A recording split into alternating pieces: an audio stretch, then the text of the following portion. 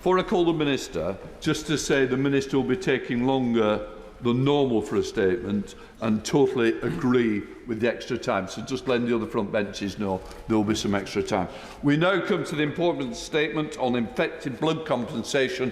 Minister John Glen. With permission, Mr Speaker, I would like to make a statement following the final report of the infected blood inquiry. Yesterday, the Prime Minister spoke about the anguish that the infected blood scandal brought to those impacted by it. I want to reiterate his words and apologise again today. I am sorry. The Prime Minister also spoke on behalf of the whole House of our gratitude to Sir Brian Langstaff and his team for completing his comprehensive report. I think 7 volumes, 2,500 pages. And of our appreciation of all those who came forward as part of the inquiry. It was the greatest privilege of my ministerial career to have met over 40 representatives of the infected blood community in Cardiff, Edinburgh, Belfast, Birmingham and Leeds as we finalised our response to compensation for this appalling tragedy. The whole community's bravery through immense suffering is what has enabled justice today. And I know that many of them will be watching in the gallery. I want to honour their fortitude through their unimaginable pain as I lay out a more detailed response to Sir Brian's second interim report on compensation. We will provide the House with a further opportunity to debate the inquiry's full report after the Whitsun recess. The Government will also respond to each recommendation in full as quickly as possible within its comprehensive response to the report. Mr Speaker, the Prime Minister confirmed yesterday that the Government will pay comprehensive compensation to those who have been infected and affected as a result of this scandal. And I will now set out to the House the scheme the Government is proposing.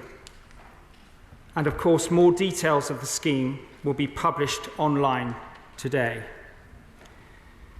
We are establishing the Infected Blood Compensation Authority, an arm's-length body to administer the compensation scheme. A shadow body has already been set up and an interim CEO has been appointed. And today, I'm delighted to announce the appointment of Sir Robert Francis as the interim chair of the organisation. The experience and the care that Sir Robert will bring to this role will ensure that the scheme is credible and trusted by the community.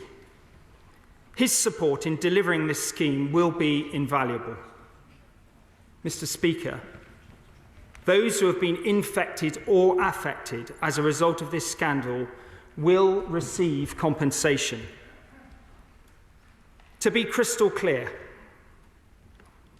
if you have been directly or indirectly infected by NHS blood, blood products, or tissue contaminated with HIV or hepatitis C, or have developed a chronic infection from blood contaminated with hepatitis B, you will be eligible to claim compensation under the scheme.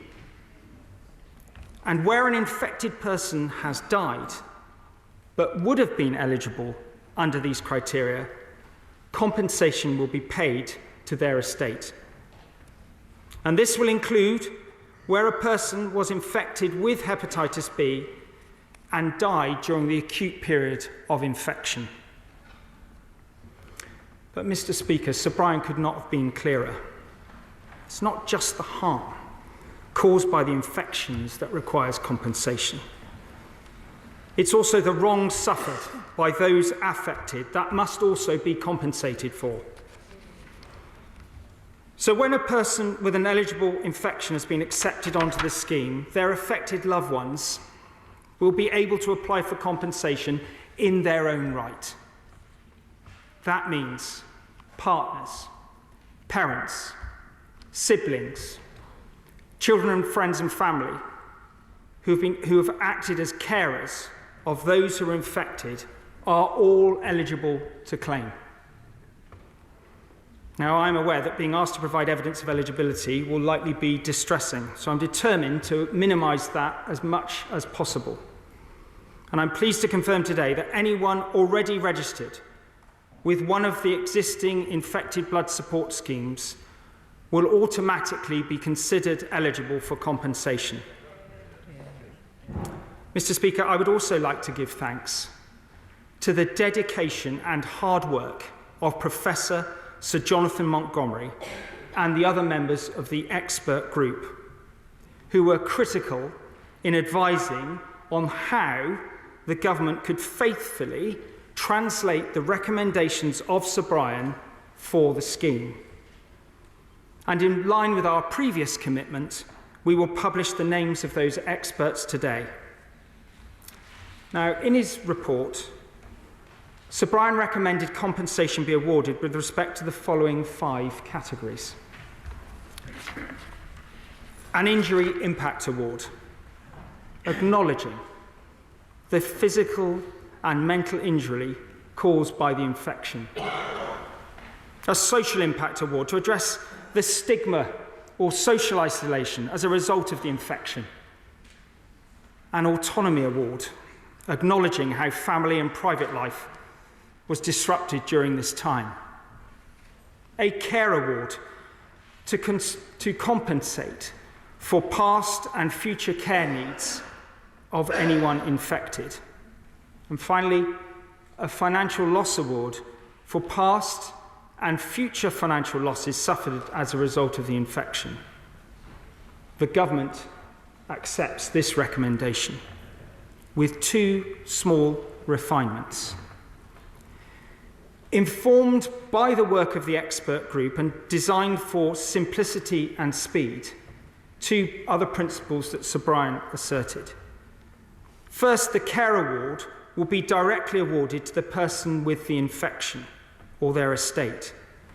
And second, the financial loss award will be paid either directly to the person with the infection or where an infected person has tragically died before the establishment of the scheme, their estate and affected persons who were dependent on them.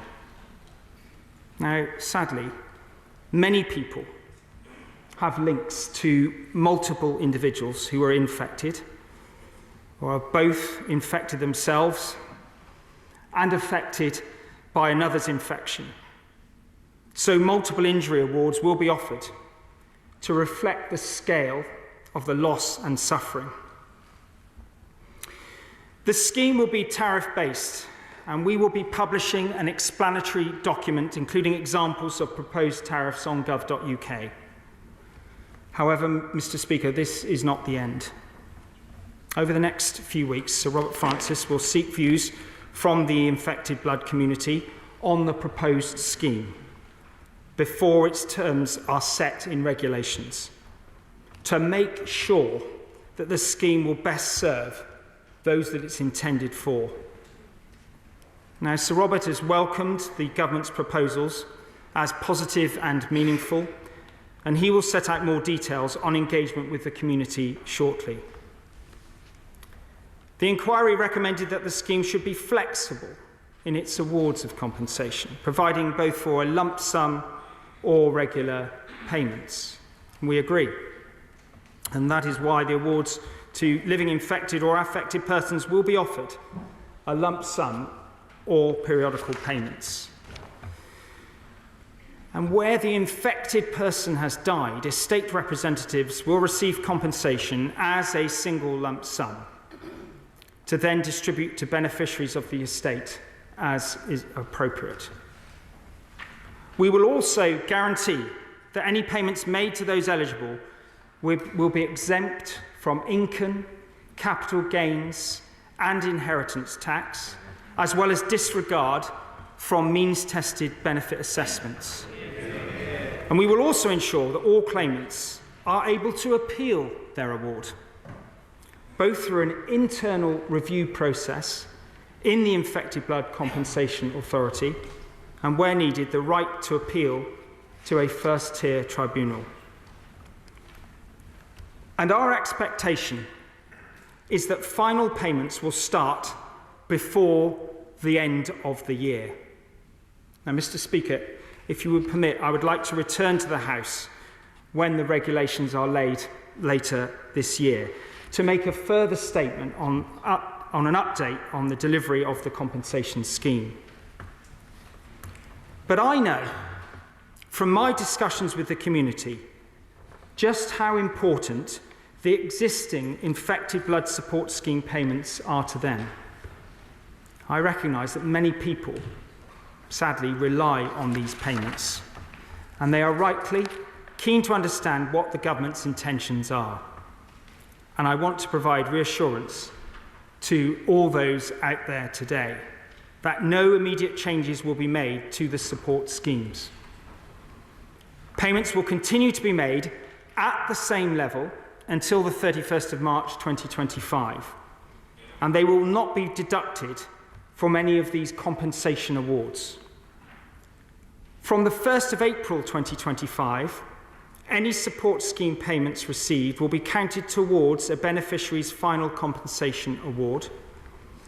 This will ensure parity between support scheme beneficiaries, regardless of whether they were the first or the last to have their compensation assessed by the Infected Blood Compensation Authority. And we will ensure that no one receives less in compensation than they would have received in support payments. Now, Mr. Speaker, I recognise that members of the infected blood community are still dying each week from their infections. And there may be people, indeed there will be people listening today, who are thinking to themselves that they may not live to receive compensation. So I want to address those concerns too. Today I'm announcing that the government will be making further interim payments ahead of the establishment of the full scheme. Payments of £210,000 will be made to living infected beneficiaries, those registered with existing infected blood support schemes, as well as those who register with a support scheme before the final scheme becomes operational, and the estates of those who pass away between now and payments being made. I know that time is of the essence, which is why I'm also pleased to say that they will be delivered within 90 days, starting in the summer, so that they can reach those who need it so urgently most. Now, Mr. Speaker, before I conclude, I would like to turn to the matter of memorialisation. Many of those who were infected by contaminated blood or blood products have since died without knowing that their suffering and loss will be fully recognised, either in their lifetime or at all.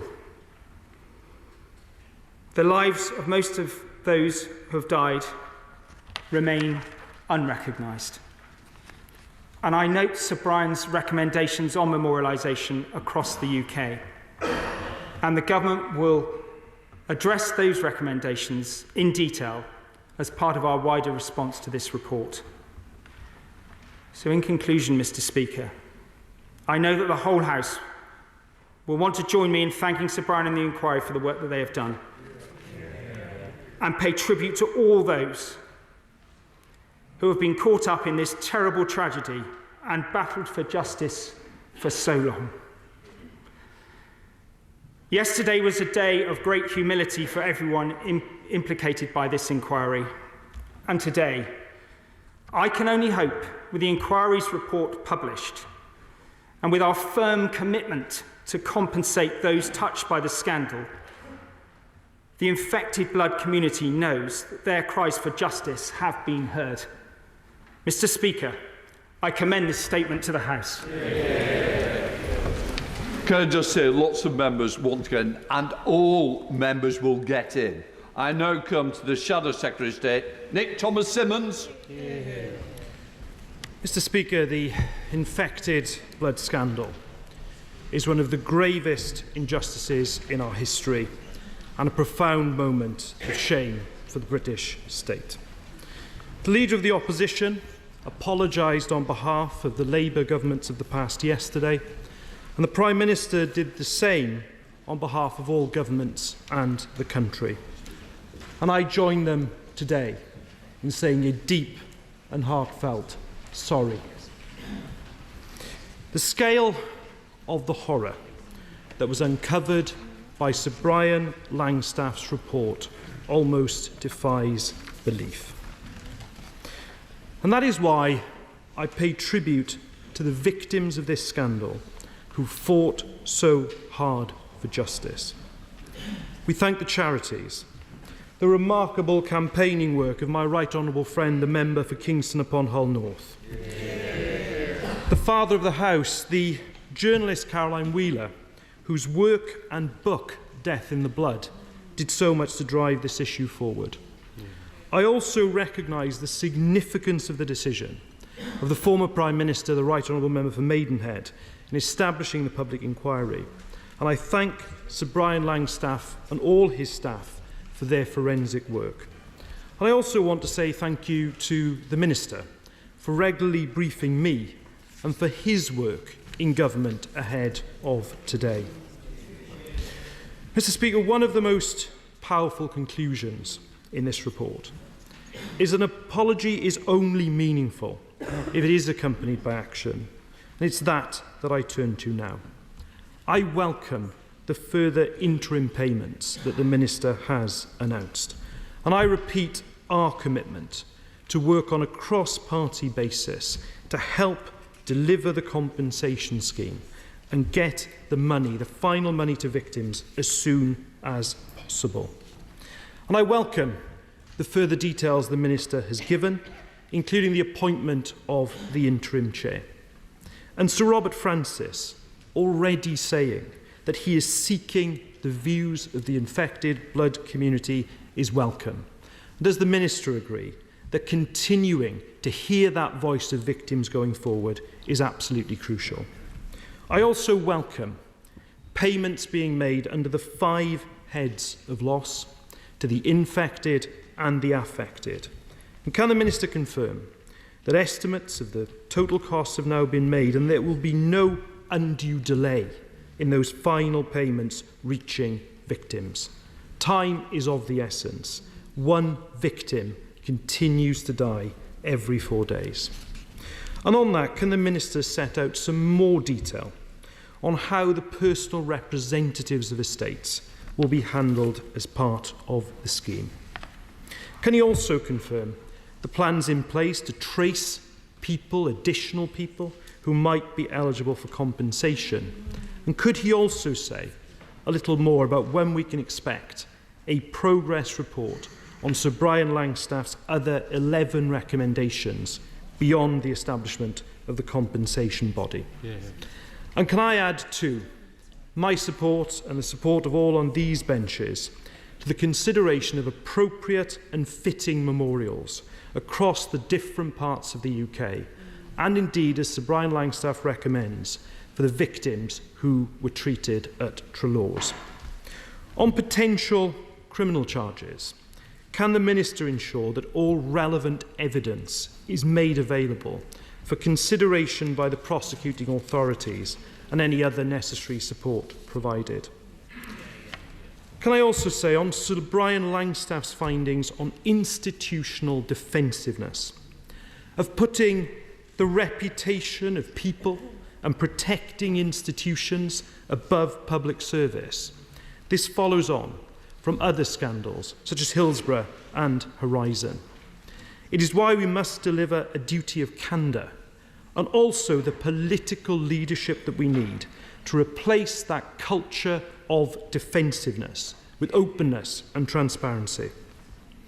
Mr. Speaker, Sir Brian Langstaff's report challenges all of us to make progress on his recommendations. That is what we must now come together to do.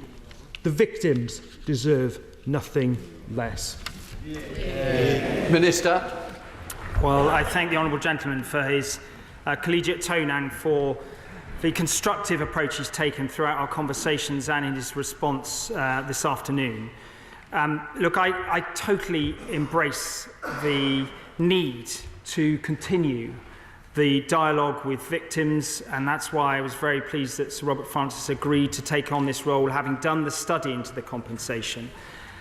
We have obviously met a number of times where I've explained to him what Jonathan Montgomery and the experts panel did, and I'm pleased that he's got to the point where he's sufficiently satisfied to move forward in this way.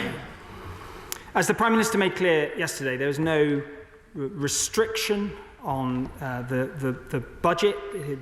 Where we need to pay, we will pay. We will minimise delays. We will address the recommendations of Sir Brian Langstaff with respect to that speed and efficiency and removing as much complexity as possible. He asks about the representatives of different estates and tracing additional claimants. These will be matters that the interim chief executive and the interim chair will look at very carefully. And what I envisage happening is, through the month of June, an exercise to engage meaningfully with representatives of the communities, to look at some of the assumptions in the work of that expert panel that will inform those regulations that we're duty-bound to bring to the House within 3 months of royal assent of the Victims and Prisoners Bill. I think some of the other matters with respect to the appropriate memorialisation and criminal charges and duty of candour, some of which progress is being made in different ways, are probably best left to some of my colleagues at a subsequent point. But as I said, I do anticipate that we'll have an early opportunity to discuss these in full in a debate soon after the Whitsun recess. We come to Father of the House, Sir Peter Bottomley. The House will understand my remarks will be subsidiary to the Right Honourable Lady for Hull North. It's 36 years since I was with the first of my friends who I knew had been infected, and it's 33 years since the person died. Friendships got fractured, families were changed forever. One of the points which I hope my honourable friend will put to his fellow ministers on health is whether those who are still infected in some way can have a kind of National Health Service passport. So when they go to get medical attention, they're not asked the same questions that my constituents were every time. How much you've been drinking, why is your liver in the way it is, and all the rest. It is important, I think, that those who are young in conditions should actually understand that if you see that there's a haemophilia or a whole blood infection, that you can take for granted a lot of things which you don't need to ask. That humanity, I think, needs to be spread. Can I also say to my honourable friend that I recognise that he is built on the work of our honourable friend, the member for Horsham. And if I can say in a cross-party way that Sue Gray, when she led the civil servants in that, I think deserves respect, as do her successors in the civil service who are putting things right. My last point is this. These are not lottery sums people are being awarded. In some way they make up for some of the losses and they recognise some of the hurt. In some families, who may not have been used to having much money around, in fact most of them have been used to having very little money because of the consequences of infections, they may need to have mediation services in case they don't agree. And I think it'd be a good idea if Sir Robert or others could consider whether that could be made available in the same way that other people who suddenly come into some degree of money can get some kind of help, because families sometimes don't find it easy to decide how money should be shared. I thank my right honourable friend for his comments, and I pay tribute to the work that he's done and the constructive way he's engaged with me over the last 6 months and obviously many years before. He makes the point about his friend and the stigma that has been attached to some of the conditions that some of the victims have had to endure. And obviously that's why in the Injury and Social Impact Awards that's reflected in the heads of loss that are reflected in the scheme. He makes some observations about how that better awareness of some of those conditions can be taken forward, and I will discuss that with my ministerial colleagues, and several of them from the Department of Health and Social Care are here today. He mentions my immediate predecessor, but I am very aware that a large number of Paymaster Generals, including one sat next to along from me today, have done an enormous amount of work to get us to this point.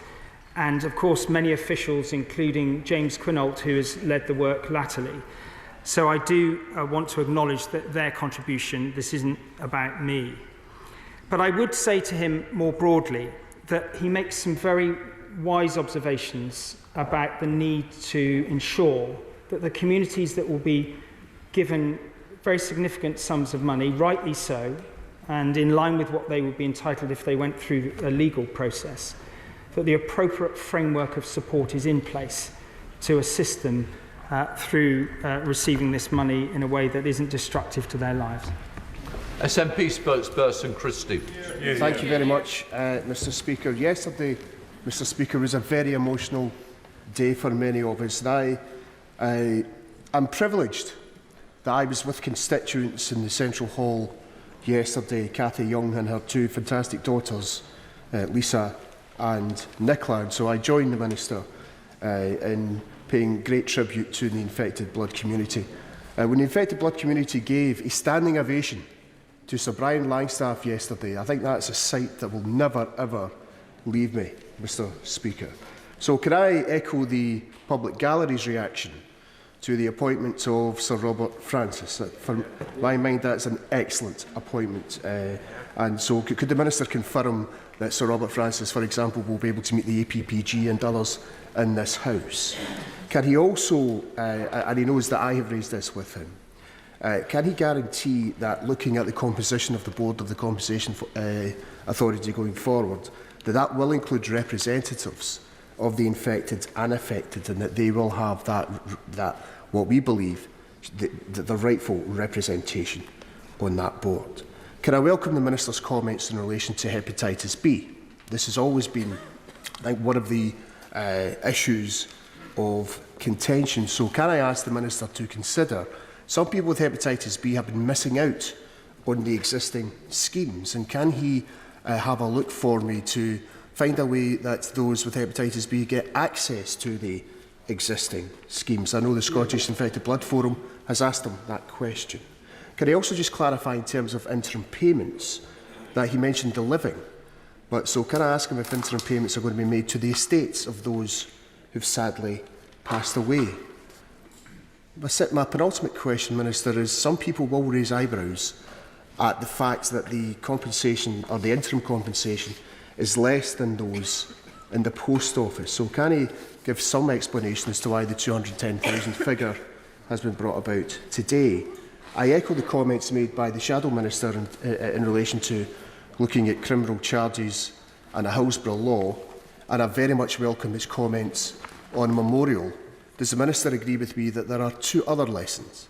The first lesson is that members of this House, regardless of political persuasion, can get together to deliver justice. And the second lesson is that those, like for example in the affected blood community, the key lesson for the general public is never ever give up in fighting injustice. Minister.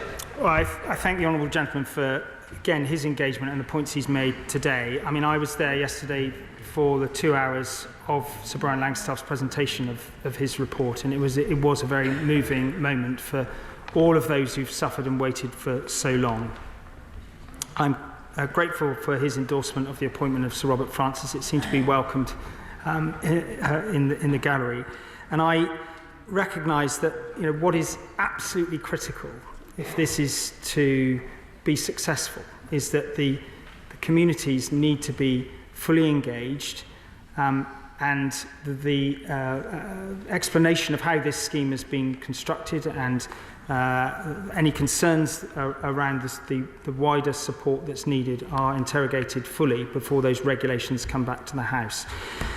But throughout this, it's about reconciling speed and efficiency with consultation. And that's why it was done in the way that I have done it over the last few months. He makes a point about hepatitis B and access to the schemes. I'll be happy to correspond with him separately on that, because obviously there are lots of technical issues there. He asks about the amount of £210,000. You can see it's an irregular amount, because I was trying to get the maximum amount that could be universally paid to those who are infected and alive without any risk of paying the wrong amount. And that was the maximum that I was advised, and as quickly as I could. But what's really important is that we get to the examination of entitlements and get to what that balancing payment is, and get that payment out as quickly as possible. This isn't a stalling tactic, it's trying to reconcile competing priorities of responsible stewardship of taxpayers' money, whilst also trying to do it as quickly as possible for the most vulnerable community.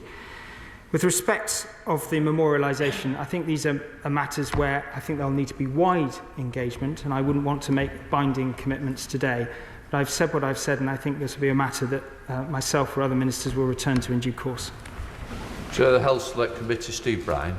Thank you. Can I thank the Minister for what he said and how he said it?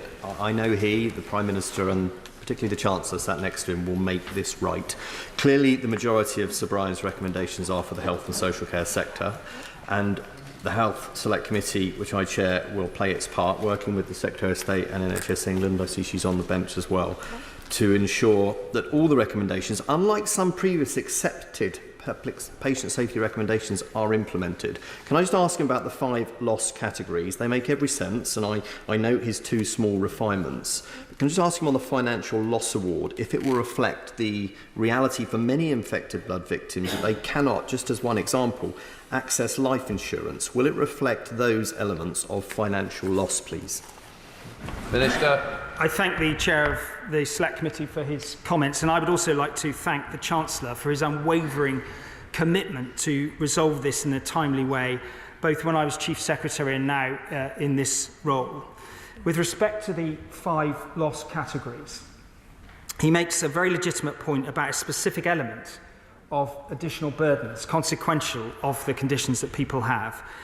Now, this is a matter that will be no doubt raised by some in the communities, but the structure around injury, social impact, autonomy, care and financial loss, clearly with social impact and autonomy, they capture a range of unspecific, but a basket of goods, if you like, of things that people would have not been able to procure at the same cost. So I can't give him a specific answer on that, but Jonathan Montgomery and his team of experts have tried to do everything they can to look at the law, look what would be entitled in different circumstances, and give the best assessment. And that will be the sorts of conversations that will happen with the communities in the coming weeks. Dame Diana Johnson. Thank you, Mr. Speaker. Can I welcome the Minister's statement today? I'm just reflecting on the fact that he's talked about those infected and affected being fully engaged, and I just wanted to gently remind him of the maxim, no decision about us without us, and the lack of transparency so far in the expert panel, and it's only today that we will learn the names of the people who've been advising the government. But can I also welcome the appointment of Sir Robert Francis as the interim chair of the infected blood body. Of course, it's worth reflecting on the fact that Sir Brian yesterday put in his report of the failure of government to respond to Sir Robert Francis's compensation framework document, which the leader of the House commissioned when she was a Paymaster General, and the government promised several times that they would respond to. That was never published. So I just wondered if the Paymaster General could just set out, because we've also not had a proper written response to the second interim report from Sir Brian last April, are all the recommendations, all 18, are they being accepted by the government? And if not, why not? And could he also just confirm how the government is going to ensure that the Compensation Authority is accountable directly to Parliament as recommended by the Infected Blood Inquiry? Minister. I thank the Right Honourable Lady for her observations and the engagement that we've had on an ongoing basis since I was appointed. I do take seriously what she says about no decision without full engagement. I made a decision in order to get to this point where we would, in principle, accept the recommendations of Sir Brian Langstaff, move forward with the independent expert panel. As I've said to her previously, I was always prepared to reveal the names of those individuals. I didn't want them to be distracted while they were doing urgent work to make progress quickly. Their names will be available shortly today. Sir Robert Francis and I had a number of conversations about the interaction between government and the expert group, the logic that I'd used to get to these heads of loss and to get to this scheme today. And I'm delighted that he is in a position where he's prepared to facilitate, in essence, the engagement with the communities. I've also been mindful of the principle of government managing public money whilst also recognising Sir Brian's imperatives around setting an arm's length body that is arm's length from government in order to restore or generate some trust with a very, very vulnerable community. Reconciling those two has not been straightforward, but she asks about the accountability of the arm's length body. I think these are matters that will need to be discussed further with respect to the regulations that we have to lay before the House. But what I would say to her is that, yes, a number of my predecessors have done a lot of work on this. I am pleased that we've made significant progress, but there is an intense amount of work to be done to deliver this over the next 3 months, and I look forward to working constructively with her, as Sir Robert Francis does, to make sure that we get this to the right place as quickly as possible. Chair of PACAC, Dame Jackie Doyle-Price. Thank you, Mr Speaker. We've heard descriptions of institutional defensiveness today, but I think we should be very clear about what we're actually talking about. This was a grubby secret, kept secret by the Department of Health. The people who suffered as a consequence of this were treated as an inconvenience to be managed. And this flies in the face of what we are required to do in this House in terms of holding ministers accountable for what happens in their departments. We really do need to learn from this to improve how we behave and how we hold the executive to account in future. If we don't, this incident will shame us all and not just those who are directly responsible. So could I perhaps say to my right honourable friend that what we really need to look at now is make sure that we do properly establish a duty of candour for civil servants in the advice they give to ministers, and a requirement that ministers must satisfy themselves that they are giving appropriate challenge and consideration to the advice they're receiving, so that everyone involved in delivering services in future can be held directly responsible, and this place does not continue to be a charade. Minister. I thank the Honourable Lady for her comments, and I agree with her instinctive reaction to what Sir Brian says about the duty of candour. It will be for the government more widely to determine how we respond to that in a formal and coherent way. Now, my right honourable friend, the Chancellor, when he was in a previous role, moved quite a lot of things forward within the Department of Health, as I know the Honourable Lady knows. But I think it's important when somebody spends that amount of time coming to that depth of evaluation and a number of insights and recommendations, the government looks at it very carefully. But I do think that Sir Brian makes wise observations that we need to heed, listen to, and apply into the way that we do government in this country. Christine Jardine.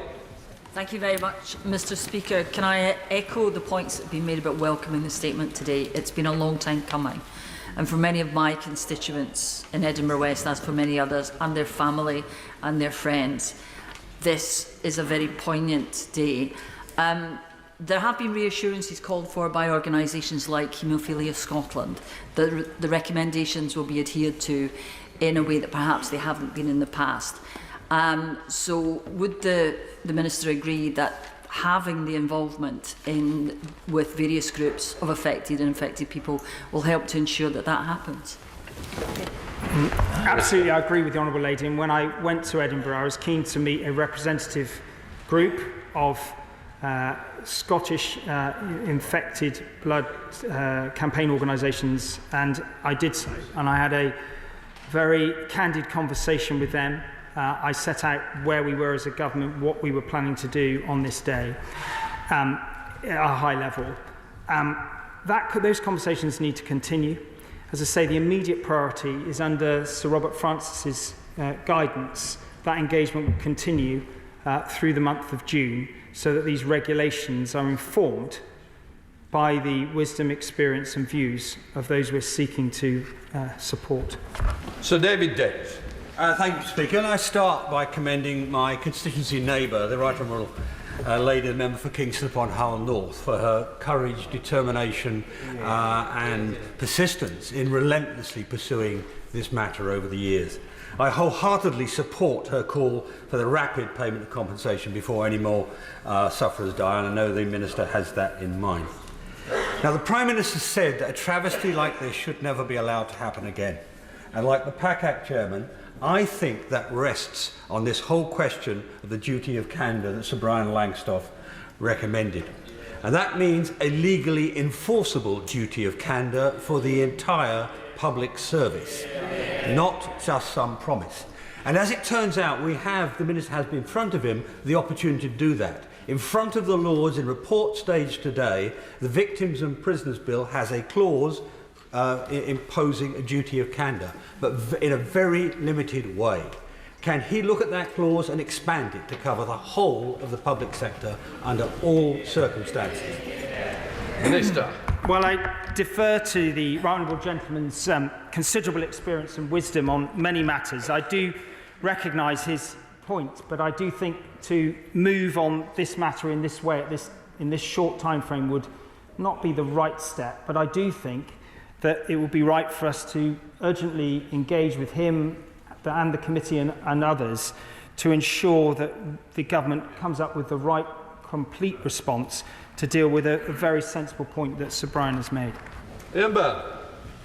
Thank you, Mr. Speaker. I want to pay tribute to my constituents whose lives have changed forever, and the many campaigners who have fought for so many years for truth and justice affected by this scandal. From Hillsborough to the post office to the infected blood scandal and many, many more.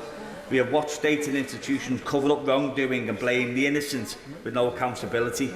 Minister, how long do we have to wait for those in this place to finally act and rebalance the scales of justice and to deliver a full Hillsborough law? Yesterday's event showed how necessary that law is to begin to end the culture of cover-ups that is shamefully hardwired into our institutions. Well, I very much respect the points he's made about the Hillsborough. I mean, I'm not able to answer his question specifically on that today. My remarks are around the compensation scheme, but I think there are a number of points made about the incidence of public inquiries on a range of issues, what that says about our state and the failure of it in different ways. And as the Honourable Gentleman says, the considerable effort required that should never have been required by individuals to apprehend the state for what has happened. These are wider matters that we will need to come to terms with, but I don't think I'll be able to do justice to his remarks today. Caroline Knowles. Thank you, Mr. Speaker. I appreciate that today's statement is about compensation, but there was no opportunity yesterday nor much today to ask specifically about Lord Mayor Treloar College in Hampshire. My constituent, Mike Webster, sent his son Gary, a constituent of my honourable friend, the member for Eastleigh, to Treloar's back in the late 70s and early 80s. And he wrote to me last month saying how distraught he was that that school is now trying to paint itself as a victim when in fact we know it was in receipt of funds to conduct experiments on children. Can my right honourable friend give me some assurance from the dispatch box that the government is considering very carefully how the Helsinki Declaration may have been breached and some guidance as to what future steps may be taken? Okay, one more. Minister. The Right Honourable Lady very eloquently makes a very, very important point. And I met with, in the course of my engagement, a number of former pupils from Treloar's school. And I believe that Sir Robert, in his report, one full volume, pertains to what happened there, where so many individuals underwent medical treatment that was not envisaged by their parents and where consent appears not to have been secured. This is a massive aspect of the work of Sir Brian Langstaff, and the government will need to examine it very carefully and the implications for who is culpable and how we should most appropriately respond to avoid anything like that happening again. And I hope what I've said today with respect to compensation will give some modest measure of comfort to those that I met and those like them who aren't here today. Jessica Moore. Thank you very much, Mr. Speaker. There aren't words enough to pay tribute to all those campaigners infected and affected, and they include my constituent Lynn, who lost Bill, the Smiths, and I also pay tribute to my right honourable friend, the member for Kingston upon Hull North, and journalists like Caroline Wheeler. The Smiths lost Colin, aged just 7 years old, to AIDS, having been given infected blood from Arkansas prison at 10 months old. And we now know from the inquiry that risks of giving this blood were known. Lynn and the Smiths want sorry to turn into something today for those who die every week.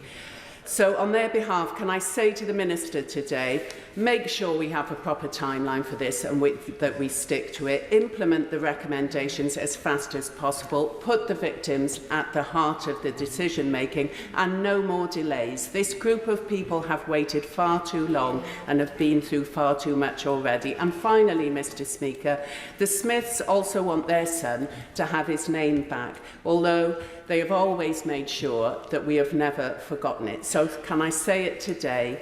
Colin John Smith. Minister. Thank you. The Honourable Lady makes a moving tribute to her constituents, and I can assure her that the government has heard the pleas that have been made, and we have set out today a clear timetable on the journey to the regulations. I will update the House later in the early autumn with the Speaker's permission on where we've got to on then the timeline for further detail subject to the advice of the interim CEO and the interim chair. She makes the point about stigma as well, which is obviously a massive, massive part of this for so many that I met and for her constituents and the Smith family. We recognise that as part of the scheme, but I think the memorialisation process must also recognise particularly those who were so badly stigmatised in the 80s and 90s. Paul Bristow. Speaker, I know from meeting some of the affected community in Peterborough, the Minister talked about stigma. I heard about the discrimination that they faced and also a lack of trust in public institutions many of the community faces. This all leaves a very long legacy. With this in mind, how confident is he that this scheme will benefit or will affect everyone infected, and anyone who's been infected will capture everybody despite this long legacy? And how confident is he that everyone who should be compensated will come forward? Minister. I thank the honourable gentleman for his question. I am confident that this scheme will work. It will work as quickly as it possibly can. I mentioned the interim payments of $210,000 today to the infected who are alive. But the speed with which we process applications of affected and infected is very much what is on my mind as we've set up this shadow ALB. And I will be continuing to work with my officials to do everything we can to move the timeline from the right to the left, conscious of how long people have waited for so long. Sammy Wilson. Thank you, Mr. Speaker. First of all, can I welcome the fact that the Minister has moved so quickly. The sorrow expressed yesterday had to be translated into action, and the fact that the authority has been set up, the chairman who will have the confidence of the victims has been established, and payments will be made quickly, at least interim payments made quickly, is good. But for people like my constituent Trevor Morrison, who was used as an experiment by people who described children as cheaper than chimps and more readily available, will only be justice will only be given when those who cynically used their position, that they devised experiments, denied that they were happening, then tried to destroy the evidence, then defend their actions. Those people only have justice when the elite within the civil service and the professionals who cynically abuse their position know that they will face criminal charges, because that's what they are, and face criminal charges, and that this government will make sure that all of the evidence is made available so that they can be brought to justice. Minister. The right honourable gentleman makes a very powerful representation on behalf of Trevor Marsham and more generally with respect to some of the conclusions that Sir Brian has made in his remarks. What happened was truly shameful with respect to experimentation. As he will be aware, today I am speaking to the issue of compensation, but it is an urgent matter to really isolate who knew what when, take that from the report and establish what courses of action in different ways across the range of issues we've had raised here in the House today, what is the most appropriate way to deal with all of them. Sir Jeremy Wright. Thank you very much, Mr. Speaker. Can I welcome what my right honourable friend has set out, and welcome in particular the efforts that he and his predecessors have clearly made to remove friction from the process of getting the victims of this unforgivable episode the compensation they clearly deserve. But he will recognise that as the system beds down and begins to operate, there is always the risk of that friction creeping back in. And can he make sure that he and his ministerial colleagues keep their eyes on this process, work with Sir Robert Francis to make sure that this process continues to be without friction, so that people continue to be able to easily access the compensation they need? Minister. Absolutely. My right honourable friend makes a very wise point. The need to swiftly expedite payments in full to as many qualifying people as possible is the imperative that has guided me to this point, and it will be the imperative that Sir Robert will take forward in his conversations. We must not introduce unnecessary complexity to establish people's qualification to receive a payment when that is unnecessary. So there is a tension, but we've got to actually resolve it to get these payments out, and that's why we will need to, and the arm's length body will need to prioritise too, particularly around those groups that are infected alive and those that are suffering most, many of whom I met recently. Dame Angela Riedel. Thank you very much, Mr. Speaker. Does the Minister understand that as well as a duty of candour, we really need, as my right honourable friend, the member for Garston and Hale Wood, has consistently put before this House, a public advocate to make certain that victims in future of scandals such as this have somebody to look after them and take them through processes, and that would stop this happening ever again. Can he say something about when he expects all of the payments to have been made? He's talked about an interim scheme which goes on to the end of this financial year, and then he's talking about the full payments being made going further forward. When is his deadline for getting this done? Minister. I thank the Honourable Lady for a question. She talks about the public advocate. I am not in a position to respond to that today, but it's clearly one option that is available, and I think will be part of the wider response to the report. To be clear, the interim payments of $210,000 to the infected alive that I've announced today will be paid within 90 days starting in the summer, but the full payments will begin by the end of the year. But I'm constrained somewhat because we're setting up an arm's length body. Now, there is an interim chief executive, and I think there'll be 20 people employed in this organisation by the end of next week. But I can't account for the processes and the way it will be established, and therefore how quickly. But everything I've said to David Foley, who is the interim chief executive, is designed to impress on him the need for speed to expedite as many of these claims as quickly as possible in full. Kit Malthouse. Mr. Speaker, can I commend the Minister on his statement? I know from our conversations how seriously he takes his moral duty on this issue. But I also know from the work done at the Cabinet Office in the summer of 2022 in getting the first interim payments out that one of the most fraught areas of consideration will be wider eligibility. And that's not just a function of complexity, it's also a function of capacity. Now, the Minister mentioned that the arm's length body will have 20 employees in the next couple of weeks. But could he just reassure the House that if Sir Robert Francis comes back in a few months' time and said, in order to make quick decisions, I need more capacity and therefore more people, there will be no quibbling on adequate resource in this organisation to fulfil the Minister's rightly identified priority of getting this money out as quickly as possible to as many people as possible. Minister. I thank my right honourable friend for his observations, and I thank him for what he did when he was in office to bring forward interim payments and to make progress. I mean, he's right with respect to the business case for the arm's length body and the plans for the number of people needed to be employed in it. I expect Sir Robert and the interim chief executive to be iteratively working up plans to expedite this as quickly as possible and to assert what they need in terms of resourcing to make it deliver as quickly as possible. And I'll do everything I can to prioritise swift delivery in the decisions that I make. Dr. Philippa Whitford. Hear, hear. Thank you very much, Mr. Speaker. The timeline that is in Sir Brian's report highlights the litany of failures, delays and cover-ups over decades that actually resulted in even more patients being exposed to hepatitis C and HIV.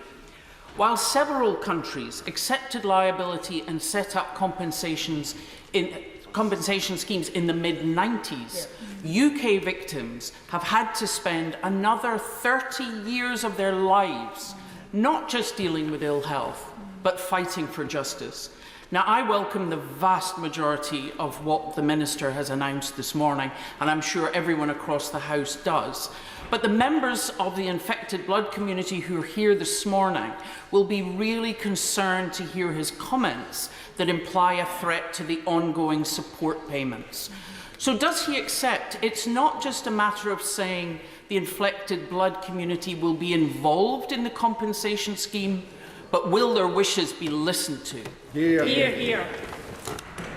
Absolutely they will. And when I was in Edinburgh, I was very keen to ensure, and I had long conversations about the need to understand the integration of the existing infected blood scheme, support schemes, which present in a different way and offer meaningful psychological and other support services to those communities in different parts of the United Kingdom. As two parts of the heads of loss, we're talking about past and future care costs and loss of income, past and future.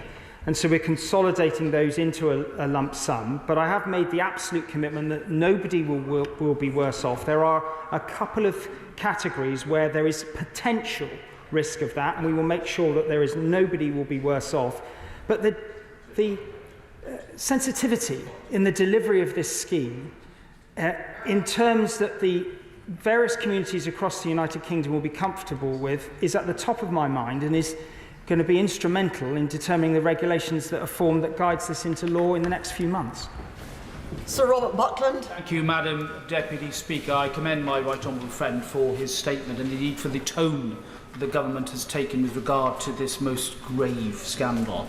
It's striking, isn't it, that the chair of the inquiry, Sir Brian Langstaff, has said that his job isn't yet done and that he will only regard his terms of reference as fulfilled when the government responds within a period of 12 months on his recommendations.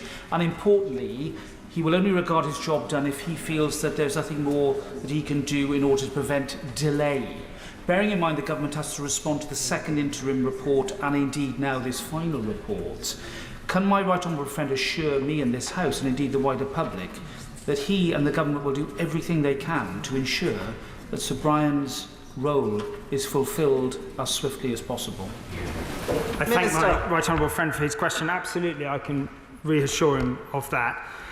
You know, today's announcements on compensation and the documents that will flow through will be a substantive response to meet the expectations of many in the communities, and The formalisation of those responses will be something I will consider very carefully to bring clarity to the matter.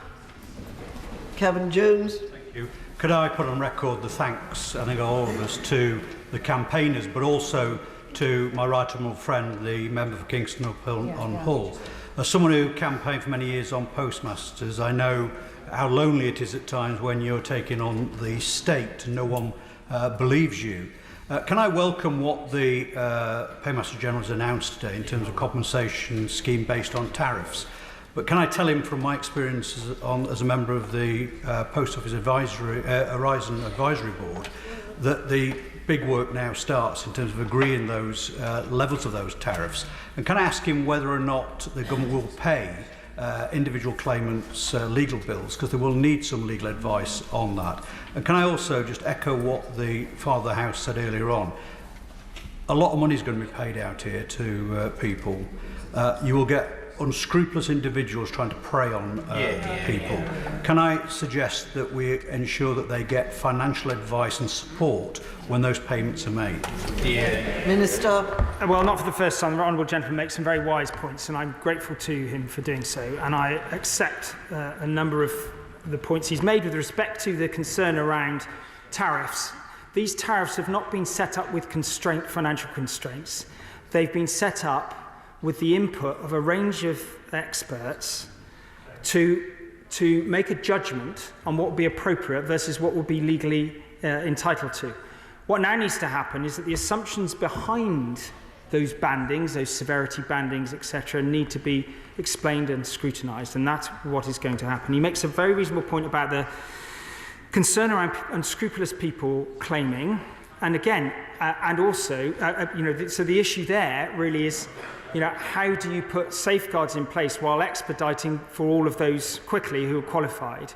He makes a very reasonable point about the professional support of lawyers and financial advisors, which is also something at the top of my mind, learning from some of the other scandals that I was familiar with in my previous role as Economic Secretary, and I will take those to heart in the future.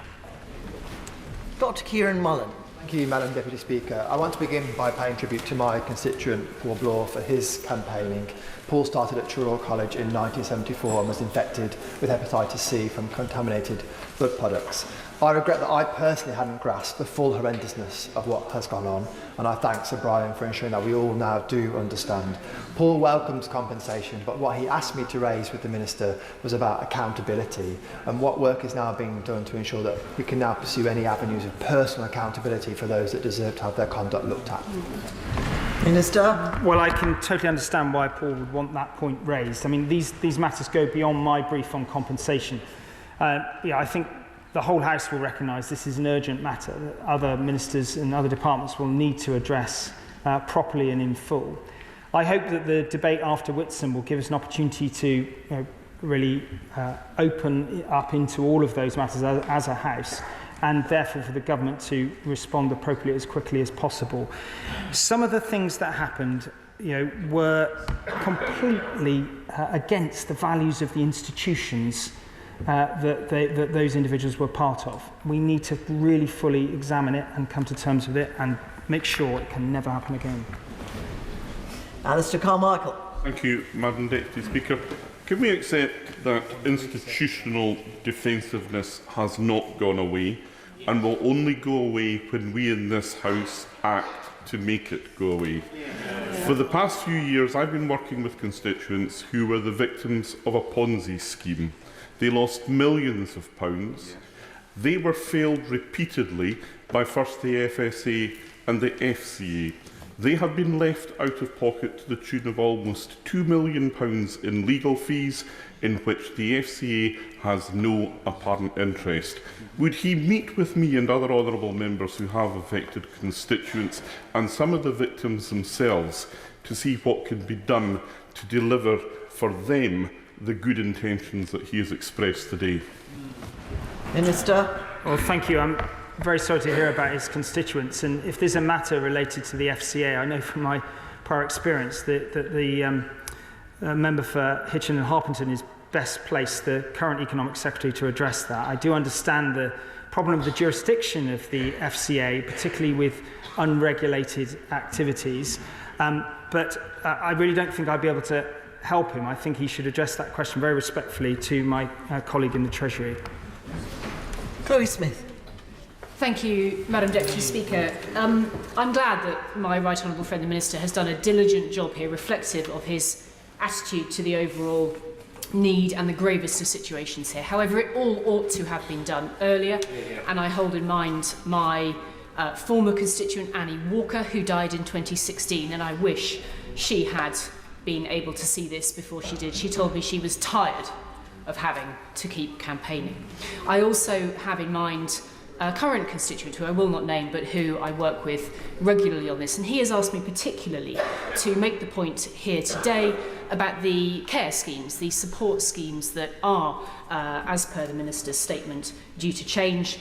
He and I would be very grateful for as much clarity as possible on that. I think that will be needed by many involved. And may I finally, Madam Deputy Speaker, urge the Minister and his colleagues in government to bring forward those regulations as soon as possible. If I understand it correctly, Sir Robert Francis may be taking a number of weeks. He's mentioned the month of June, and we heard the figure of 5 weeks. So can I take it that we may see those regulations in July, which would allow, I hope, all members of this House, not just a select committee of this House, selected committee of this House, to do its job on scrutinising those regulations and get the job done as fast as possible.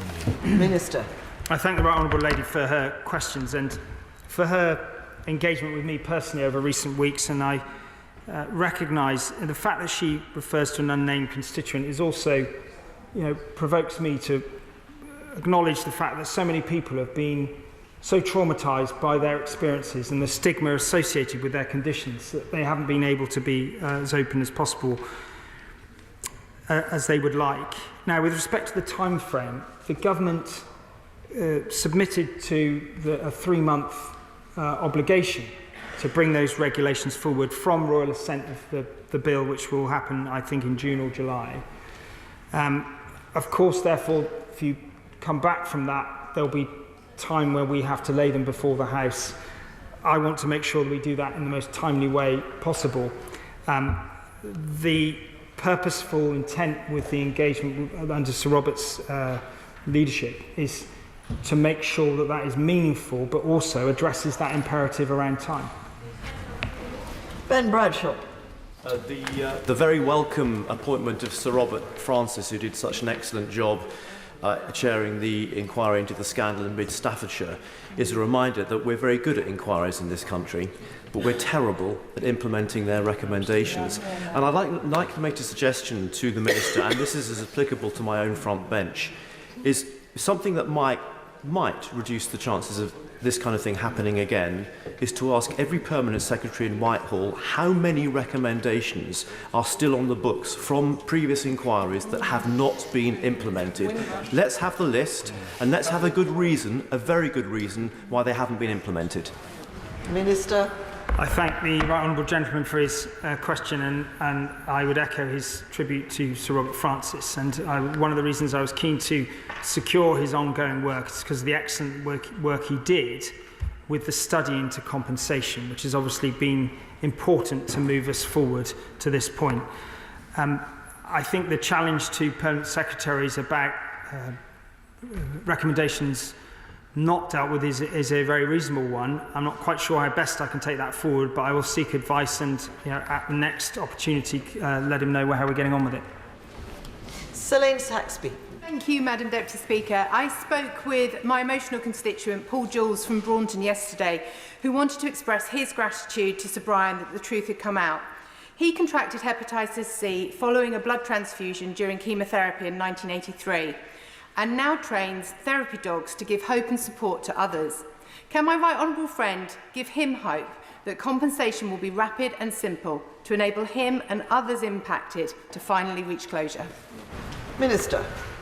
Yes, I certainly can. That has been driving the government over recent months, and I very much hope that in the progress that we will make, I'm sure that we will give more detail on exactly how and when the profile of work of the arm's length body will will play out in the coming months and the remainder of this year and beyond. Sir Chris Bryant. Thank you, Madam Deputy Speaker. The thing is, this will all happen again unless we change the way we do our parliamentary politics, because Parliament failed, as well as the whole of British politics. There are some notable exceptions, of course. My honourable friend, who I think of not only as a right honourable friend for Hull, but as, frankly, a companion of honour with a capital C and a capital H. But the truth is, Parliament was misled repeatedly over decades. In all those decades, there wasn't a single report from a select committee into infected blood. We didn't do our job properly. So isn't it really time that we do have change in the way we do our parliamentary and our government politics in this country? Perhaps a bit more power in Parliament rather than always in government? Wouldn't it be a good idea if it was always the people first, not the government first? And the people first, not the institution or the department first, and the people first, not the party first. And doesn't that really require a legally enforceable duty of candour placed not just on ministers through the ministerial code, which I think should be in statute, but also on all our civil servants? Minister. I thank the honourable gentleman for his thoughtful assessment, and it chimes with what I thought yesterday when I heard Sir Brian live speak to the 1,200 people in Central Hall.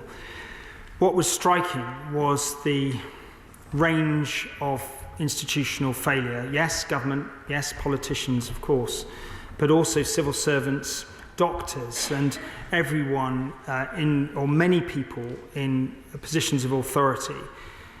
He makes a clear suggestion of a rebalancing across different institutions, and I recognise the specificity of Sir Brian's challenge and recommendations.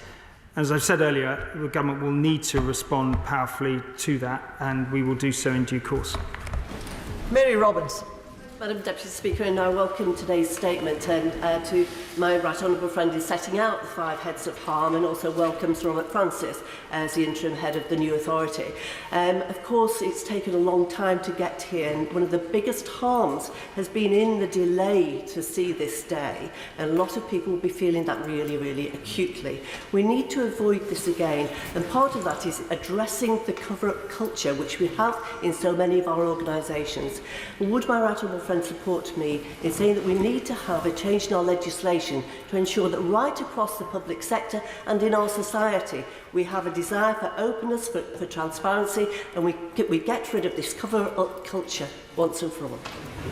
Minister. The Honourable Lady puts it very well. I agree with her assessment. We need to come to terms with the fact that there are flaws in the way that we operate at the moment. They've been powerfully and vividly depicted in the report of Sir Brian Langstaff, and the government must respond in a suitably comprehensive way. Patrick Grady. Thank you, Madam Deputy Speaker. I want to recognise the valuable, incredible work of many of the campaign groups, not least the Scottish Infected Blood Forum, chaired by my constituent Joyce Donnelly, whose husband Tom was infected and passed away as a result of hepatitis C. Joyce was in the gallery yesterday and earlier today, and she and others have acted as conveners and advocates for the wider community at great personal cost, not just financial, but also the time and effort put in to those roles. So will that effort and cost be taken into account in the calculation of compensation, or are there other means of support that the government can provide ongoing to the campaign and advocacy groups? Because Joyce described her forum as Stony Broke. Minister. Well, the honourable gentleman makes a powerful representation on behalf of Joyce Donnelly, who I believe I've met. And look, the purpose of today's announcement is to bring an end as quickly as possible to the need for campaigning, is to provide comprehensive compensation to all those who qualify as quickly as possible. However, as the Right Honourable Lady member for Kingston upon Hull North said, we do need to ensure that the different communities are comfortable with what is being proposed and in the detail are familiar with how these calculations of the tariffs have been made and how to give and how they will work out. So rather than me as a government minister prescribing what should happen, I'm trying to facilitate that process by giving the opportunity for someone they clearly respect to lead that process of engagement urgently to inform the regulations that underpin this new body. Raymond Chishti. Thank you, Madam Deputy Speaker. I very much welcome the statement by the Minister to ensure that compensation is paid quickly. And I pay a real tribute to all the campaigners who have fought day and night to get to where we are today, and of course the Right Honourable Lady for Kingston upon Hull. And it was a pleasure to support her amendment on this very important matter to move this situation to where it is today. Can I, Madam Deputy Speaker, refer to the email from my constituent Colin Midgley in 2015, where he said to me, "How many more of us will have to go to the grave before a full final settlement is achieved?" Sadly, his father passed away in 2018. And he then says, "My dad had to jump through hoops with people coming to assess him regularly to get some help." That cannot be right. And with that being the case, can I say this to the Minister by other question? He said with regards to the assessment will be done as quickly and as widely as possible. Can I ask him that test for qualification, please, can that be as wider as it possibly can, and it can be done as quickly as it possibly can to ensure that people get the justice that they need? Minister. Yes, I'm very happy to give my honourable friend the assurance that he asked for. It was very clear in all the conversations I've had, and I know colleagues across the House have had so many conversations too that have informed the representations made in this place, that speed is of the essence. There are a number of ad hoc schemes that have existed over the years, and various governments, to be fair, of all parties have amended and sought to upgrade them. But this compensation scheme is qualitatively very different.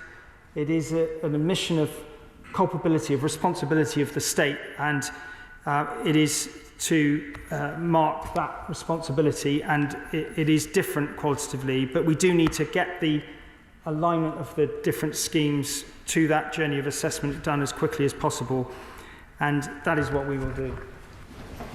Barbara Keeley. Thank you, Madam Deputy Speaker.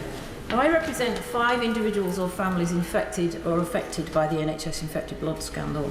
One constituent was infected with hepatitis C as a child through contaminated blood products used at Manchester Royal Children's Hospital, but he was forced to use all his stage 2 payment of £50,000 to pay for the treatment Harvoni when he developed cirrhosis of the liver.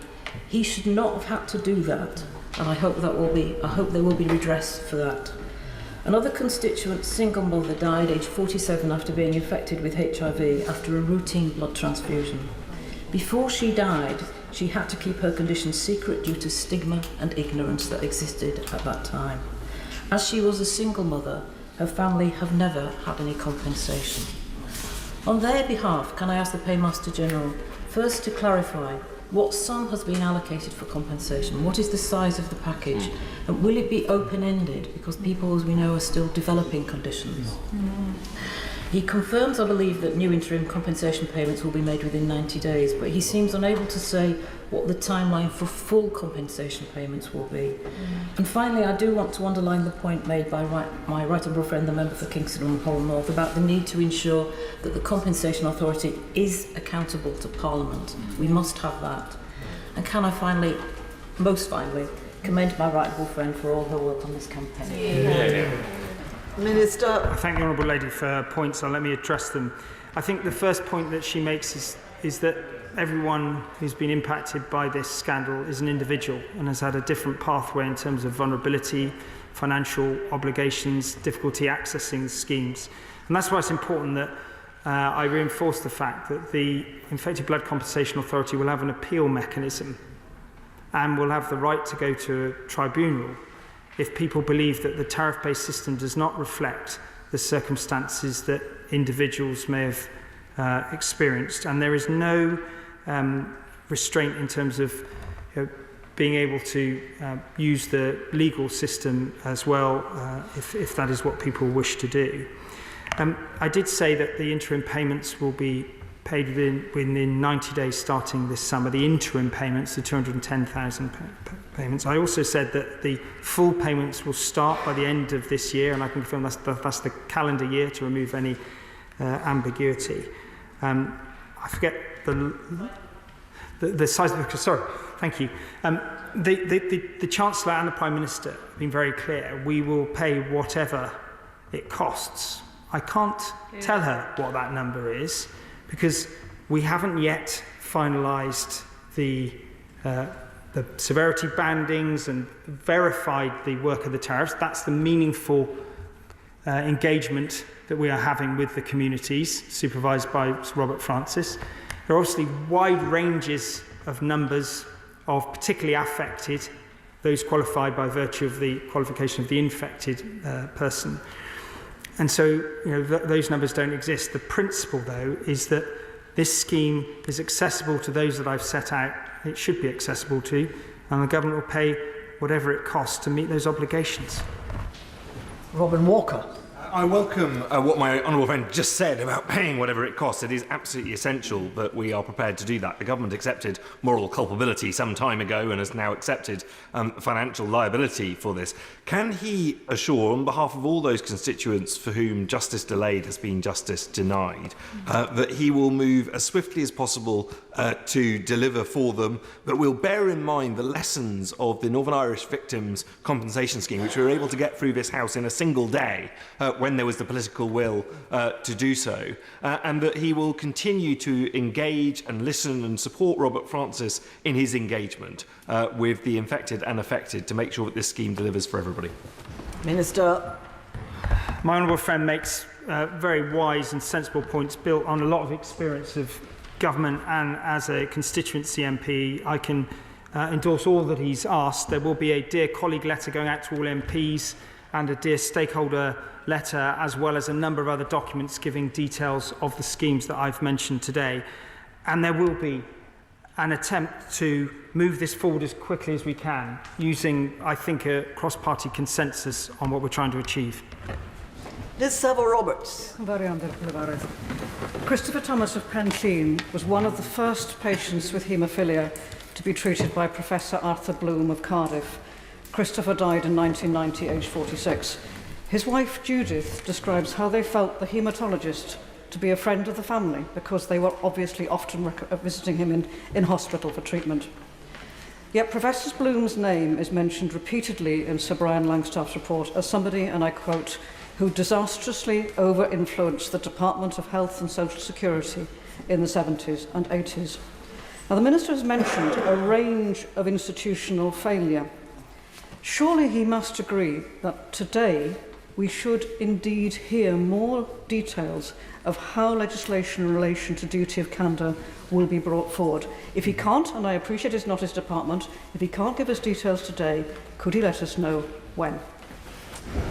Minister. The Honourable Lady makes a very sensible point. I'm too struck by the reference to Professor Bloom and his role in different ways over the years. And look, with 2,500 pages and 7 volumes, to do justice to that and come up with a serious response, it will take a bit of time, but I do recognise the determination that the government has collectively to address this as quickly as possible in the right way, listening to the will of this House. First opportunity to do that will be a debate sometime after Whitsun that I intend to open with somebody from the Department of Health winding up, in order that we can actually begin to give an outline of when these things need to be properly addressed in policy terms. Siobhan Bailey. Madam Deputy Speaker, I thank the Minister for the thoughtful and thorough statement that is so clearly informed by his extensive discussions with the community, and he knows I've spoken to him many times about my constituent Sally Ann and her family and how this devastating scandal has affected them. Now, I really hope that much of what the Minister has said today about compensation will provide Sally Ann and others with comfort, but we all know that with the best will in the world and the most planning up here, that there will will be difficulties in implementation of such a massive and complex compensation scheme. And I was thinking, when the Minister said that the compensation will not impact means-tested benefits, for example, I have a sense of relief, but we also know where government departments and computer systems have to speak to each other, there will be difficulties. So can I just push the Minister to understand that the community's voices will continue to be heard by the arm's length body, and that we are going to be able to adapt and change the scheme where necessary to make sure that it actually works for those on the ground, because I know he's worked so hard for that to happen. Minister. I thank the Honourable Lady for her remarks and a constructive point around the arm's length body, how it needs to evolve and fit the expectations of the communities. I absolutely am committed to that. She mentions her constituent, Sally Ann. Every individual is a priority to me as the Minister, and to deliver this as efficiently as we possibly can.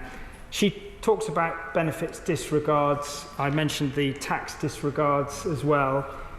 You know, the systems need to recognise what we're doing with these payments to individuals. You know, we've tried to address everything we can think of to make this flow as quickly as possible, and I hope indeed that will be the case. And she very much have to speak to me again if there are others she wants to raise.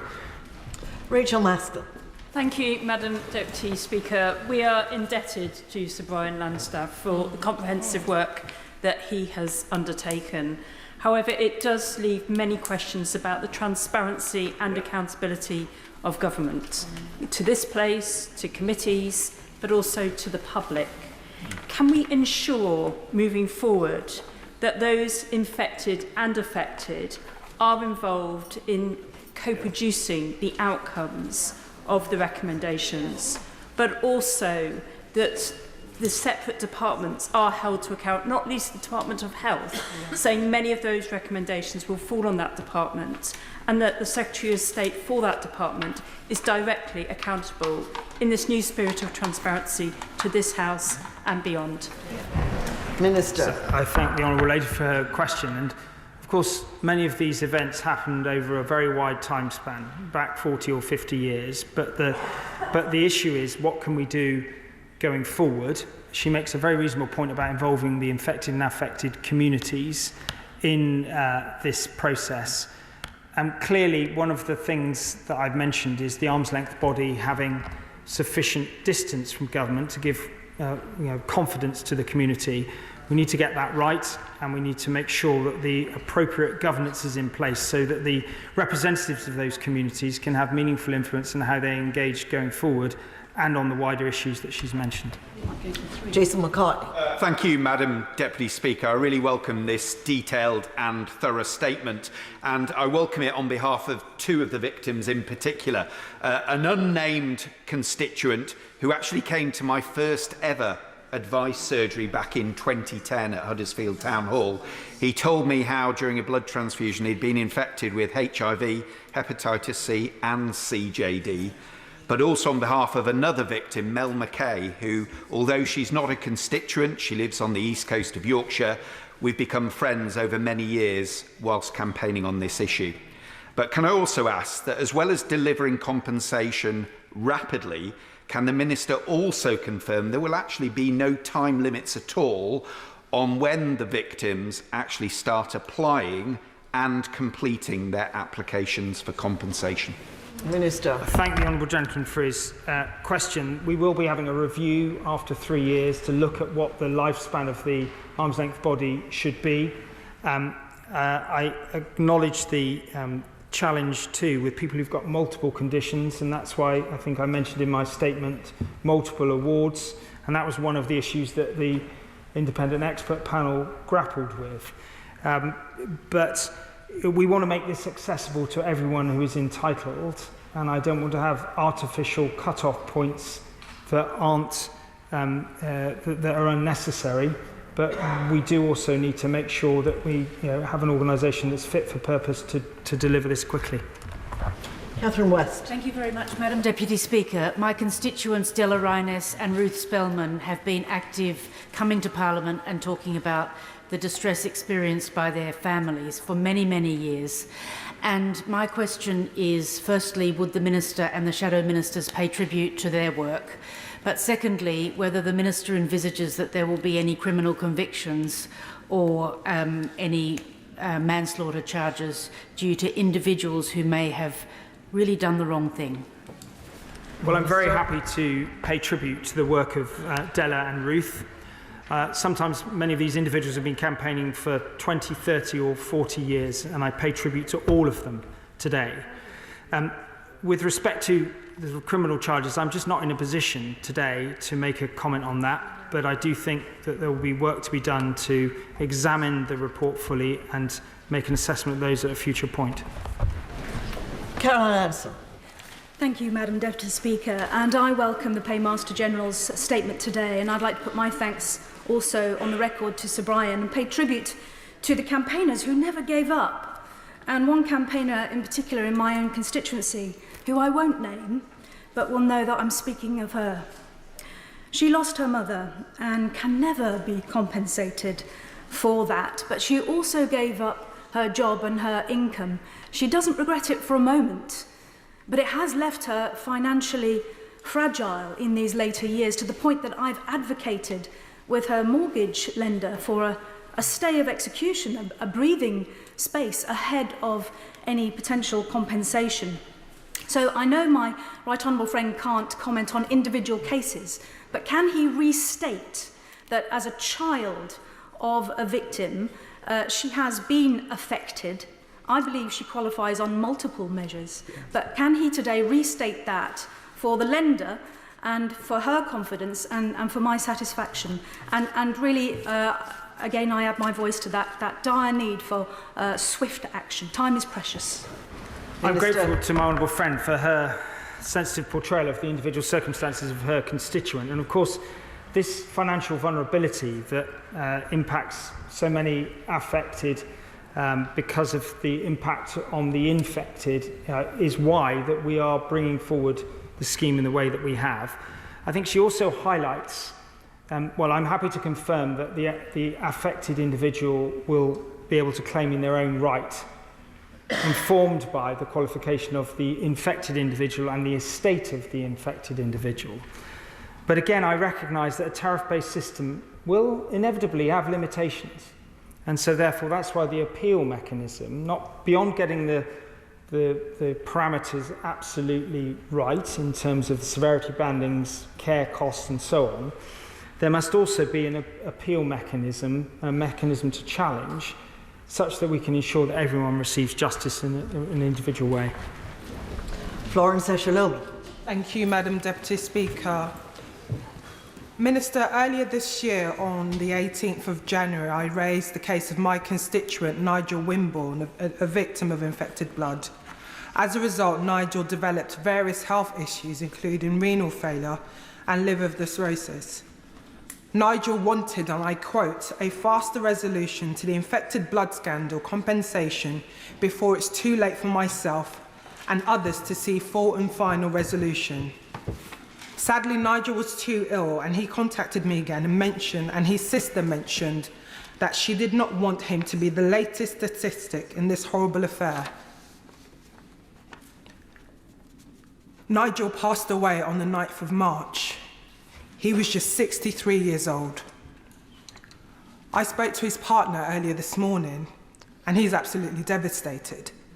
They've lived together for over 20 years, and he dedicated his life, giving up his career to be Nigel's full-time carer. So on his behalf, I asked the Minister, that 90 days will seem like 90 years for them. Can this timeline be expedited as soon as possible? Minister. I'm grateful to the Honourable Lady for her tribute to Nigel, his life, and I'm very sorry for obviously the loss to his family. I do recognise the frustration of even one day's delay. I have done everything I can to move these payments forward as quickly as I possibly can, recognising all the different dependencies. If I could write the cheques myself personally, I would, but I can't. And I will continue to do all that I can. I said that these payments would begin in the summer. I want them to happen as soon as possible. 90 days isn't a deadline. I mean, it's not an obligation, and we wanted to get them out as soon as possible, and where we can, we will. Tom Hunt. Deputy Speaker, I welcome the statement today, just as I welcome the Prime Minister's statement yesterday. My constituent Alan has been campaigning for 37 years for justice. He himself was infected as part of this scandal. The more I find out about this, the more chilling it becomes. Frankly, sometimes it reads like a plot from a horror movie. And maybe one day it might even be one. But that is how bad and chilling this scandal is. But of course we know that this isn't the only example of public organisations failing the people who it's there to serve.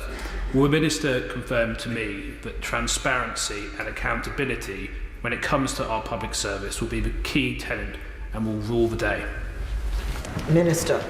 Absolutely, I can. The honourable gentleman makes a very wise point. We do need to, not only in the conduct of this exercise, but more generally, be as transparent as possible. What Sir Brian spoke about yesterday was a sort of insidious conflation of failure across multiple institutions that over time resulted in catastrophic outcomes. We need to come to terms properly with that and ensure that we put in whatever it takes to stop those things from happening again. Paul Gervin. Minister, thank you for your statement today to the House. I find it ironic that we have to wait to a public inquiry to actually try and get things moving, and it's difficult to see why it took so long, and find that we have a culture within our, not just government, but within departments, and especially the Department of Health, where whistleblowers are targeted and clarity is not brought out. But in saying that, I want to just ask a question in relation to the 12 recommendations brought forward by Sir Brian. The timeline for implementation of all of those recommendations, which go across departments, and this would mean taking this to Cabinet and ensuring that all departments address the aspects of this report that affect them. And I want to see a timeline for that and know what dates we can ensure that all implementation of all 12 recommendations. Minister. I thank the honourable gentleman for his question. He's right to set the need for a timeline on this. I'm not in a position to do that today, but I have set out that the House will have the opportunity for a debate on the report soon after Whitsun. I think that will be the opportunity to give some initial clarity on what steps are going to be taken. As you can appreciate, and I think the whole House will appreciate, as the honourable gentleman appreciates, and the whole House appreciates, there's a lot of complexity in this, and we want to give timetables that we can honour and deliver on. Holly Mumby-Croft. Thank you, Madam Deputy Speaker. Can I draw my right honourable friend's attention again to the issue of tracing all of those affected and supporting those who may not be known to the inquiry, may not be registered with one of our really good support organisations, and who may not be on any list. I've just today had contact from a family in my constituency, one of whom is very unwell with an illness they believe they contracted from transfusions they had in the 1970s and 80s. What advice would he give them on the steps that they should take to determine if they are eligible for this compensation? Minister. Well, the honourable lady, as ever, makes a very sensible point. The issues around, as time evolves backwards, or as time backwards, the issues of verifying what it takes to qualify if somebody isn't registered at the moment is something very much that the new body will need to clarify. I hope that through this process of meaningful engagement in the coming weeks, that some of these issues can be satisfactorily resolved. We want to be as accessible as we can to all those that qualify and make the verification process for those that qualify as straightforward as reasonably possible, and that is the guiding principle. The details of that I can't give here today, but she makes a point that I will come back to at a future point. Lloyd Russell-Moore. Thank you. I pay tribute to my constituent Mark Ward, who is here today and who contacted me very early on when I became Member of Parliament, and who has continued, as with many, to be dogged in their campaign. And this is some vindication, but justice will not be served until they have seen all the aspects of the report being implemented. I want to ask a few specific questions. The Minister says that he couldn't set the interim payments above £210,000 because of fear of the safety of those payments. Is he implying that £210,000 is therefore a potential minimum payment that he expects?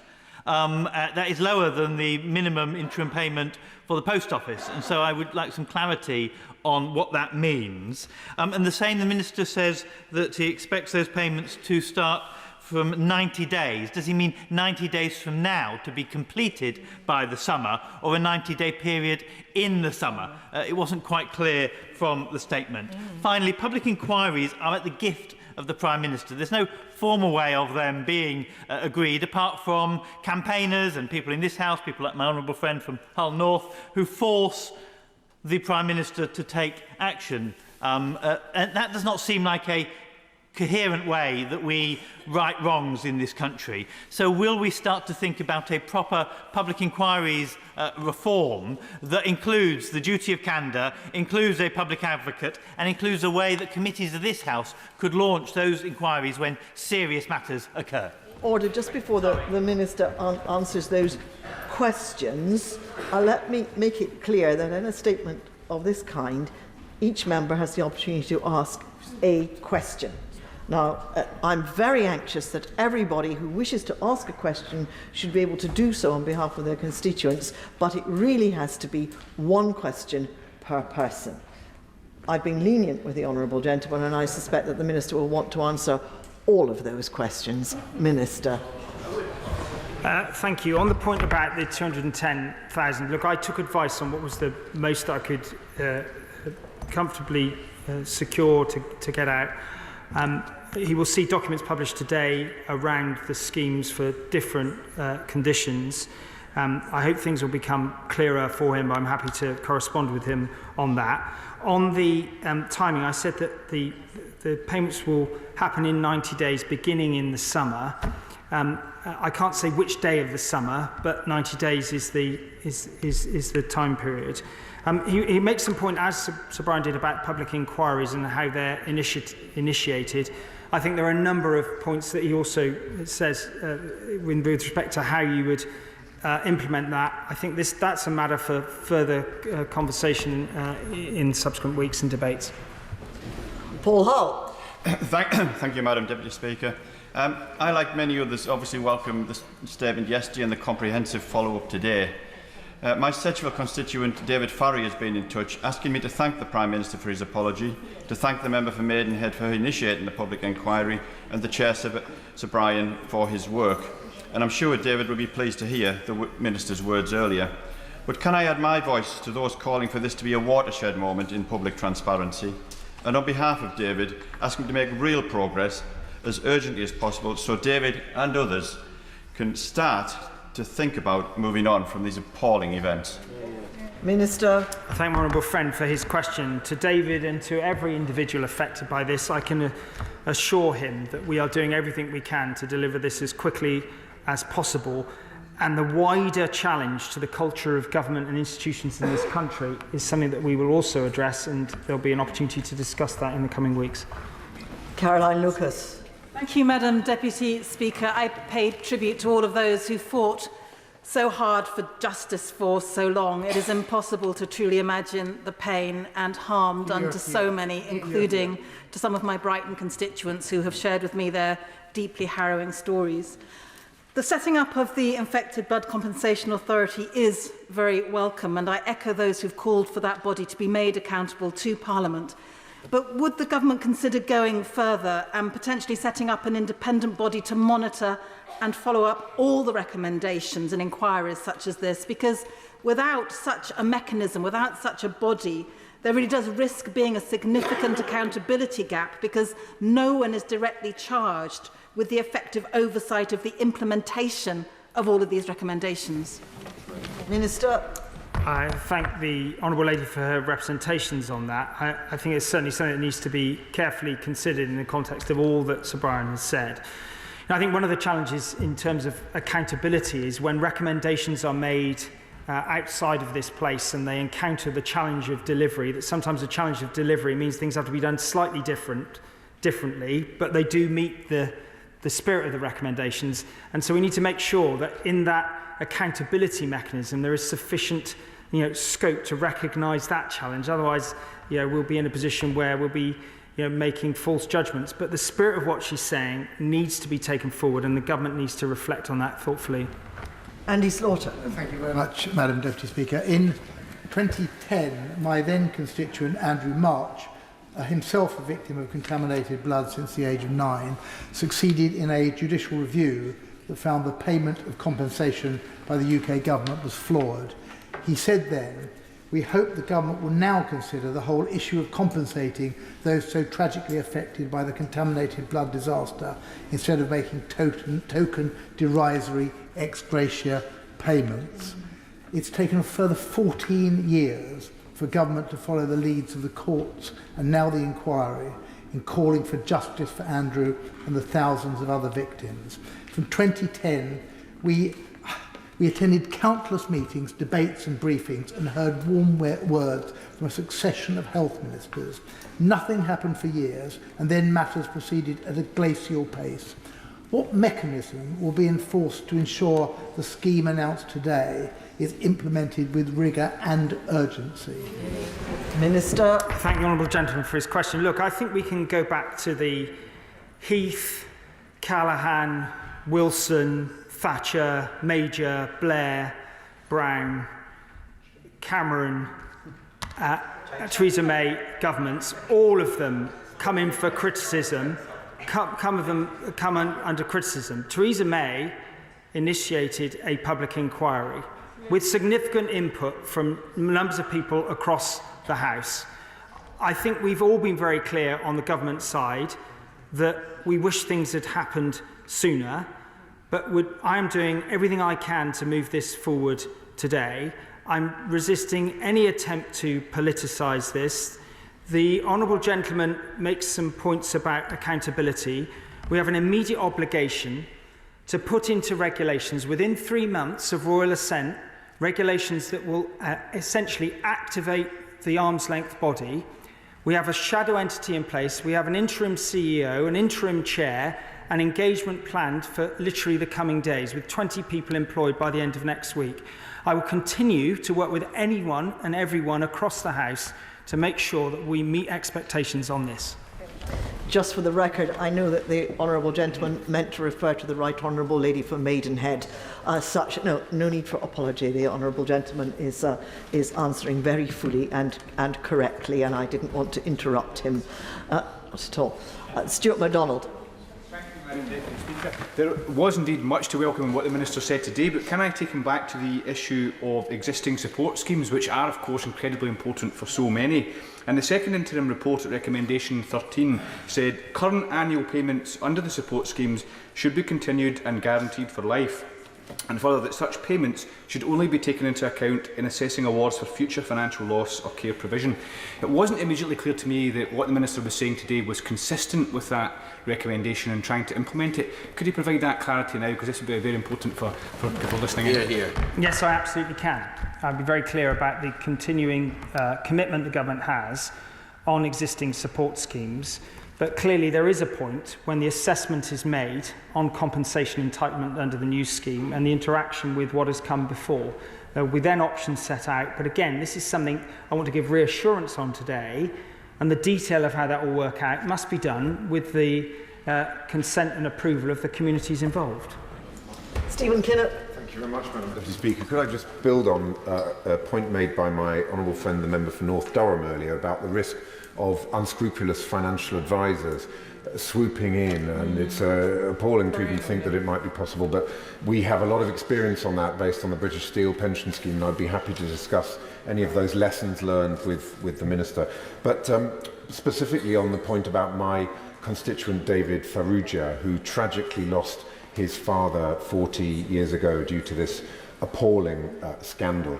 Could I just press the Minister to give a bit more detail on the specifics of how it's going to work for bereaved families, bereaved children and parents of victims? How and when specifically will they be able to register for compensation? Minister. I thank the honourable gentleman for his question. We've had previously engaged on the British Steel matter, and the unscrupulous exploitation of people moving from defined benefit to defined contribution schemes is something that's in the top of my mind, and I'm applying into consideration of these matters. He asks about his constituent David and bereaved children. The principle here is that affected and infected individuals qualify in their own right. The passporting of affected to qualify based on the infected and the estates of infected is clear.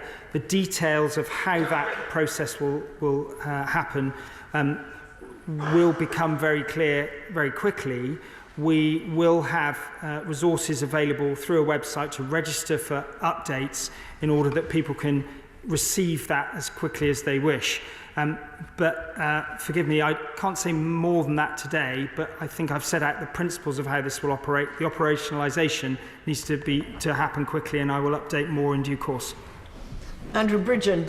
Thank you, Madam Deputy Speaker, and I'd like to pay tribute to my constituent Robert Angwin, who's campaigned for justice for himself and all others affected by this scandal for decades. Yesterday and today, from both sides of the House, we've heard the line, lessons have been learned, action will be taken. Madam Deputy Speaker, I imagine that's exactly what we would have heard in 1972 if we're here when the thalidomide scandal broke 11 years later. Since then, we've had OxyContin, we've had Vioxx, we've had Primados. The list goes on, Madam Deputy Speaker, all the way to the experimental COVID-19 vaccines today. Does the Minister agree that the only real lesson that's been learned has been learned by the public, that they can't trust government, any government, to protect them from unsafe medicines and treatments, and crimes have been committed, and it's a crime to cover up a crime? When are the arrests going to start? And if that has to include current and former members of this House, then so be it. I thank the honourable gentleman for his question. I think Sir Robert makes clear some very profound challenges to the British state that need a profound response from government, and that will happen in due course. Hannah Bardell. Madam Deputy Speaker, my Livingston constituent Linda Cannon lost her husband after he received a blood transfusion that infected him with hepatitis C. And my constituent Vera Gaskin has stage 2 chronic cirrhosis of the liver from contaminated blood. She spends her life explaining that she is not an alcoholic. So what guidance and comfort does the Minister have for my constituents that any body that will oversee compensation and justice will be fully transparent and will not end up in the mess that the expert panel of the Primados scandal ended up in? And will he give a cast-iron guarantee that the general election that is due to be held this year will not delay any aspect of this, because we cannot have a situation where the structures and procedures of this place that have so long protected those in power and allowed them to do harm will thwart the justice and progress for all of our constituents. The Honourable Lady makes a powerful representation on behalf of Linda and so many. I can assure her that speed is of the essence, and in all circumstances I'm trying to move forward the will of this House as it is. I can't account for when electoral events will be triggered, but what I can say is that the point about sensitivity to the individual experience, the stigma, the trauma associated with engaging with officialdom in all aspects needs to be properly addressed through the way that this arm's length body is operated. Clive Lewis. Thank you, Madam Deputy Speaker. I wanted to put on record the tenacity of my constituent Steve Bartram, a victim of the blood scandal. He contracted the hepatitis when he was 7, experimented on. Driven out of his home because of people who believed that he had an infectious disease and had to be run out. He then came to my constituency, and I would say to the Minister that he welcomes what's been said, but he's anxious. Like thousands of others, he's anxious that this isn't going to work out. And I guess maybe he could look at a compensation scheme like the Windrush scandal, where less than 10% of those who are owed compensation have received anything. So he and many others, with good reason, are extremely anxious that the government will follow through on this. Can you ensure that they do? Thank the honourable gentleman for his question. I think it's a reasonable characterisation that welcome and anxiety. It was my job to meet that anxiety. with practical steps that secure confidence in the passage to full delivery. I've set out those in some detail. There'll be a number of documents that he'll be able to use to support what I've said today and to send to his constituents, as all colleagues will across the House. I hope that will be helpful and inform and remove some of the anxiety that does exist. Drew Hendry. Thank you, Madam Deputy Speaker. It's vital that we not only thank those campaigners who've struggled through pain and loss to this situation, but also appreciate the deep public service that they've carried out in exposing this outrageous scandal. So, whilst I welcome what it seems to be a comprehensive statement on compensation today, this scandal has, as others have said, gone on too long and therefore should be concluded quickly for compensation. But that's only part of the issue of justice for these campaigners. Now, I appreciate what the Minister said about his ability to talk about future events, but will he at least commit to the principle for his government of ensuring those involved in deliberate cover-up, adding to the delay and suffering and causing death, will face justice themselves? Thank you. I thank the Honourable Gentleman for his question. I can't speak for the collective will of government, but I think he makes a completely reasonable and logical point and case, and I do support the principles of what he's saying. We need to respond to the report's recommendations specifically, coherently and in full, and that is what in due course we will do. Emma Leulmark. Thank you very much, Madam Deputy Speaker. Yesterday's apologies and this compensation is the beginning of justice for the thousands of lives lost and ruined. The Minister will know, though, that Sir Brian Langstaff found downright deception, an attitude of denial. He was clear that this has been no accident. Public service is an honour that comes with great responsibility. Individuals and organisations have failed in that responsibility and betrayed that honour. I've heard the Minister's earlier responses, but can he at least indicate to us when the Government will express a view on criminal charges? I thank the Honourable Lady for a powerful representation on that matter. I cannot give her a categorical assurance. I do hope that by setting out a clear opportunity to discuss the report in its different dimensions, I hope in a few weeks' time, that we will start that process. Obviously, other ministers will lead on some of these matters, and the evidence and where it leads us will also determine what those options are. But I think she speaks for so many across this House that these are serious matters that need a serious response from government in its different elements. Helen Morgan. Thank you very much, Madam Deputy Speaker. I just wanted to acknowledge three of my constituents who've been in touch over the last few weeks. One who lost both her brother and her cousin as a result of treatment for haemophilia, and two, including Karen Pearce, who have suffered lifelong health problems as a result of being infected. Madam Deputy Speaker, I have been in this place for rather less time than most of my colleagues, only less than 2.5 years, and I am struck by the number of scandals where huge institutional cover-ups have happened just in that short period. Can I echo the comments of colleagues from all parties that we must have a duty of candour, because we will repeat this again and again and again until we do. Minister. Yes, I thank the Honourable Lady for her point on duty of candour. I think it's one that several have made this afternoon, and the government will reflect and respond in due course very carefully. Thank you. Clive Efford. Deputy Speaker, I welcome the Paymaster General's statement, but we have to remind ourselves that many of us have been coming here for the past year asking for a response to Sir Brian Langstaff's interim report from last April, and we've been told that the government is moving ahead at pace, but there's no evidence of that, even with the statement today. Now, Sir Brian Langstaff has made some clear recommendations about how he wants the oversight of his recommendations going forwards. That must involve the victims of this, because that's why we're here today. Without the victims who have doggedly and determinedly demanded that they have justice in this affair, they have brought us to this point where the Paymaster General is making this statement, and they must have oversight of how we respond to Sir Brian Langstaff's report and as this House must have, because across both sides of this House, people have been trying to hold the government to account over this. And the Horizon scheme has an advisory body to oversee compensation, which has an honourable member from this House and from the other place. Do you envisage having any advisory body of a similar sort for this compensation scheme? Well, I don't think you can characterise what I've announced today as not making significant progress. I'm not here to claim credit for it or to say what it's attributed to, other than the work of Sir Brian Langstaff and those who've campaigned. Absolutely, at the core of what I've said, the immediate next steps is the work of Sir Robert Francis to engage with the infected and affected communities, to define the regulations that the government is obliged, rightly so, to bring to this House within 3 months of the royal assent of the bill.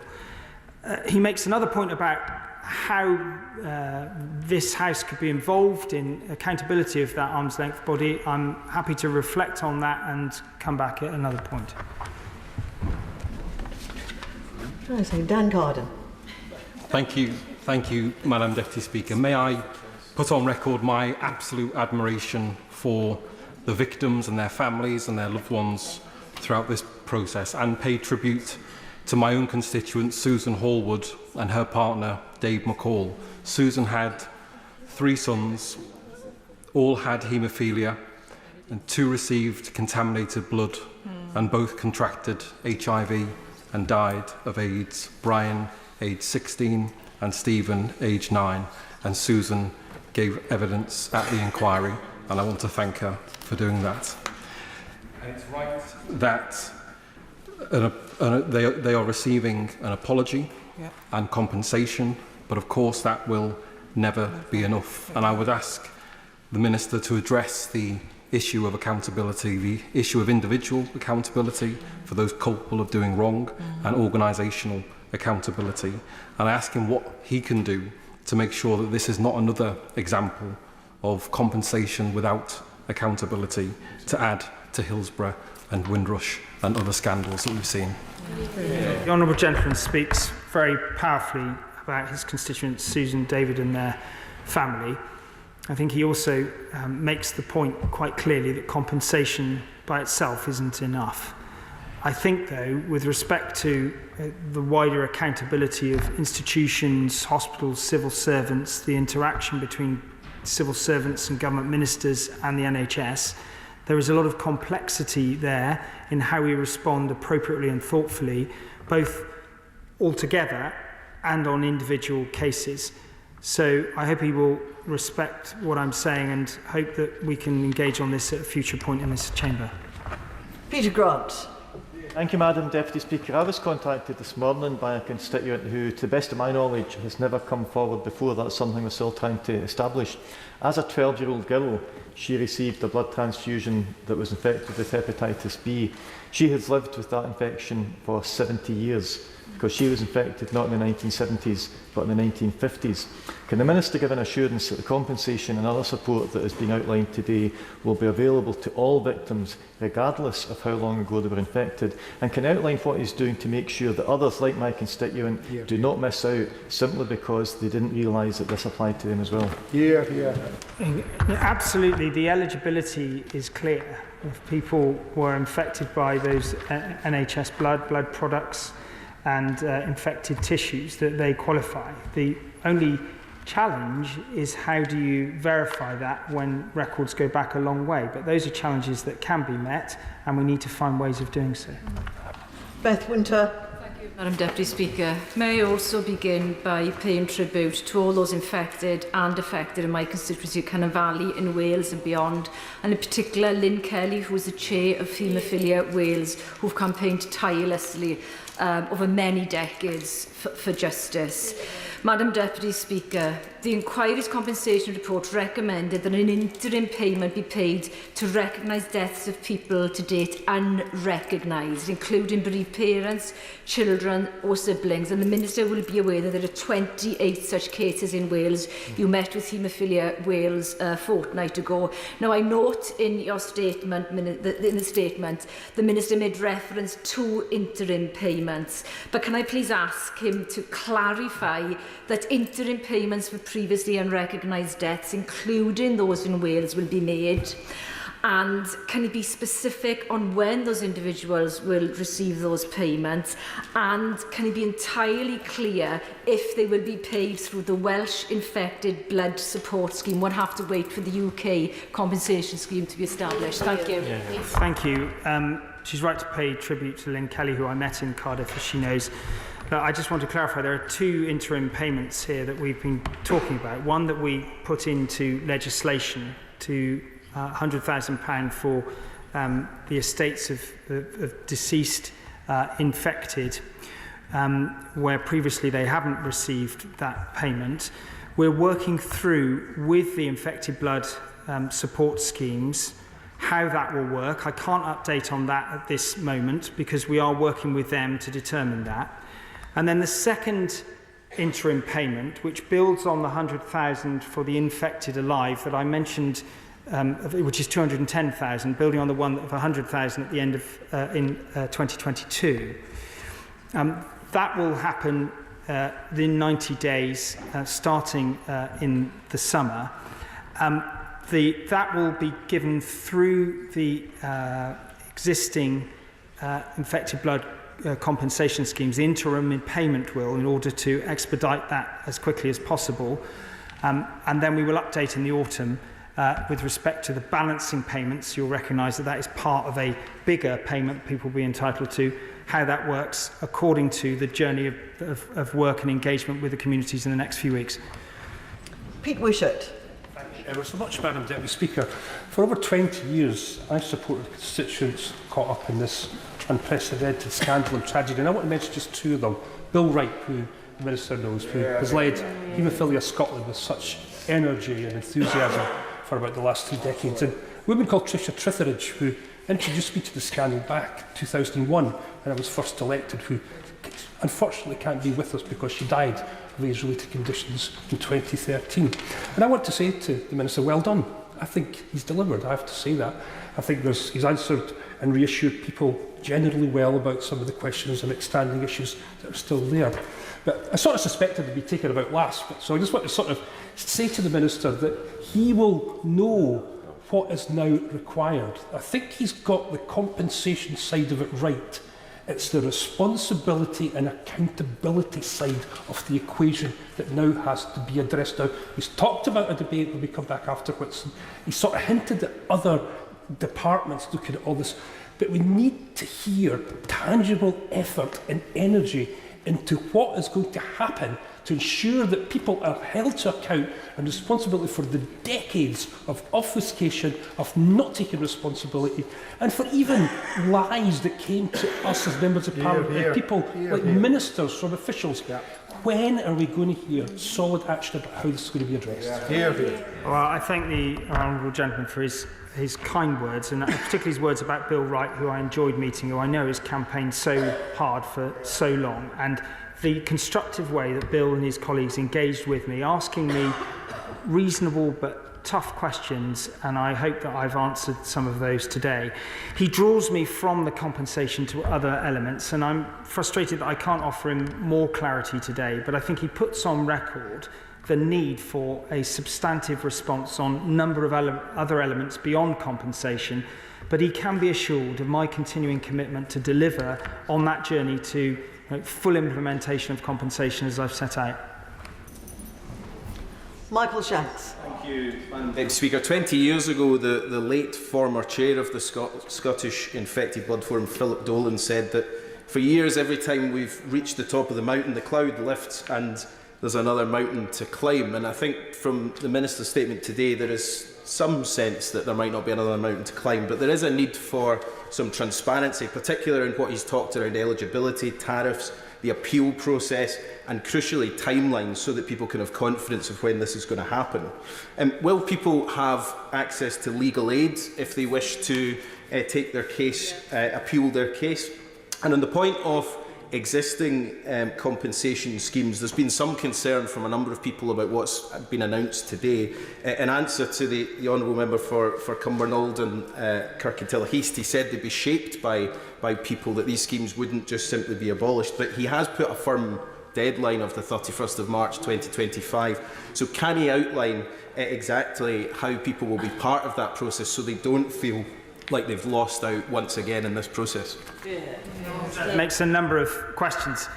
I haven't said that the existing schemes will stop on the 31st of March 2025. What I've committed to is that thereafter there is an uncertain process at this point with respect to when individuals will have their full assessment made, and I've made some assertions around how that needs to work. Some of the other things, though, that he makes the point about around accountability, transparency and so on, I haven't set out because they need to be informed by the communities through the process that I've said Sir Robert Francis is leading in the coming weeks. It will be, I hope, a constructive iterative process with government in order that the output of that work will lead to the right position of government subsequently in terms of the regulations we bring before this House. Deirdre Brock. Thank you, Madam Deputy Speaker. Could I start by paying tribute to two of my constituents here today, Rachel and Justine Gordon-Smith, who have fought an extraordinary battle on behalf of their father over many years, and I pay tribute to their strength and to their ability to continue in the face of sometimes what look like intransigence from government. But they and the infected blood community will, I know, welcome much of what the Minister has announced today, but they are understandably wary of government after the deceptions and delays of the past. So can he guarantee full transparency of the deliberations of the arm's length body? And would he agree appropriate governance, as he said, would be achieved by including representatives of the community as members? I thank the Honourable Lady for her question. Indeed, I met Justine Gordon-Smith, and she has been a tenacious campaigner on behalf of so many, and obviously having lost her father.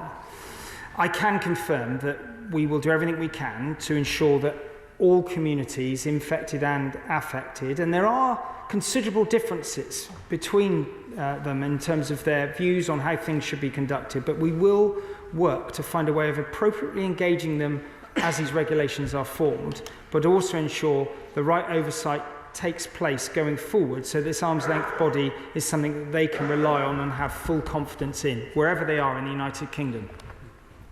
Alison Thewlis. Thank you, Madam Deputy Speaker. I have 6 constituents who've been in touch with me, infected and affected by this awful scandal.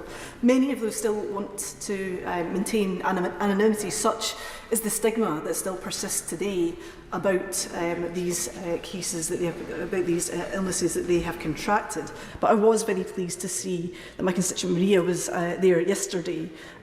She first came to see me in December 2015, 8.5 years, on top of the long time that she already had to wait. Is a long and arduous journey, and I'm glad and I hope that she and all those affected and infected got what they wanted from Sir Brian Langstaff's report yesterday. But to ask specifically about what he said in his statement about interim payments, I'm not clear of whether the 6 constituents in touch with me will be eligible for this, because he said that interim payments will be made to living infected beneficiaries and the estates of those who pass away between now and payments being made. Now, that isn't clear to me that if somebody tragically passed away yesterday, that their estates would not be eligible for this. Neither those from the interim report until the final scheme is in place, whether all of those people would be eligible. And it would be perverse, would it not, that particularly children whose parents have died and adults who have so tragically lost their children might not be eligible for these interim payments. So could I ask for some clarity on that eligibility? Because there are people who should not be losing out. They've already suffered too much, and they should be eligible for these payments as soon as possible.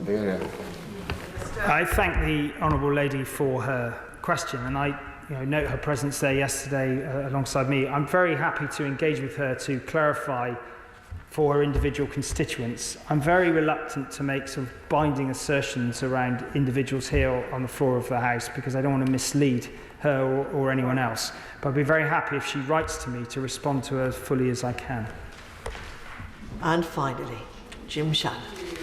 Madam Deputy Speaker, a real pleasure to ask a question. First of all, can I just thank government for their apology, thank them for their compensation, and thank the Minister for his tone and his words, which were very humbly spoken and I think encouraged us all across this chamber. That's not easy to do when you hear all the questions that are put forward.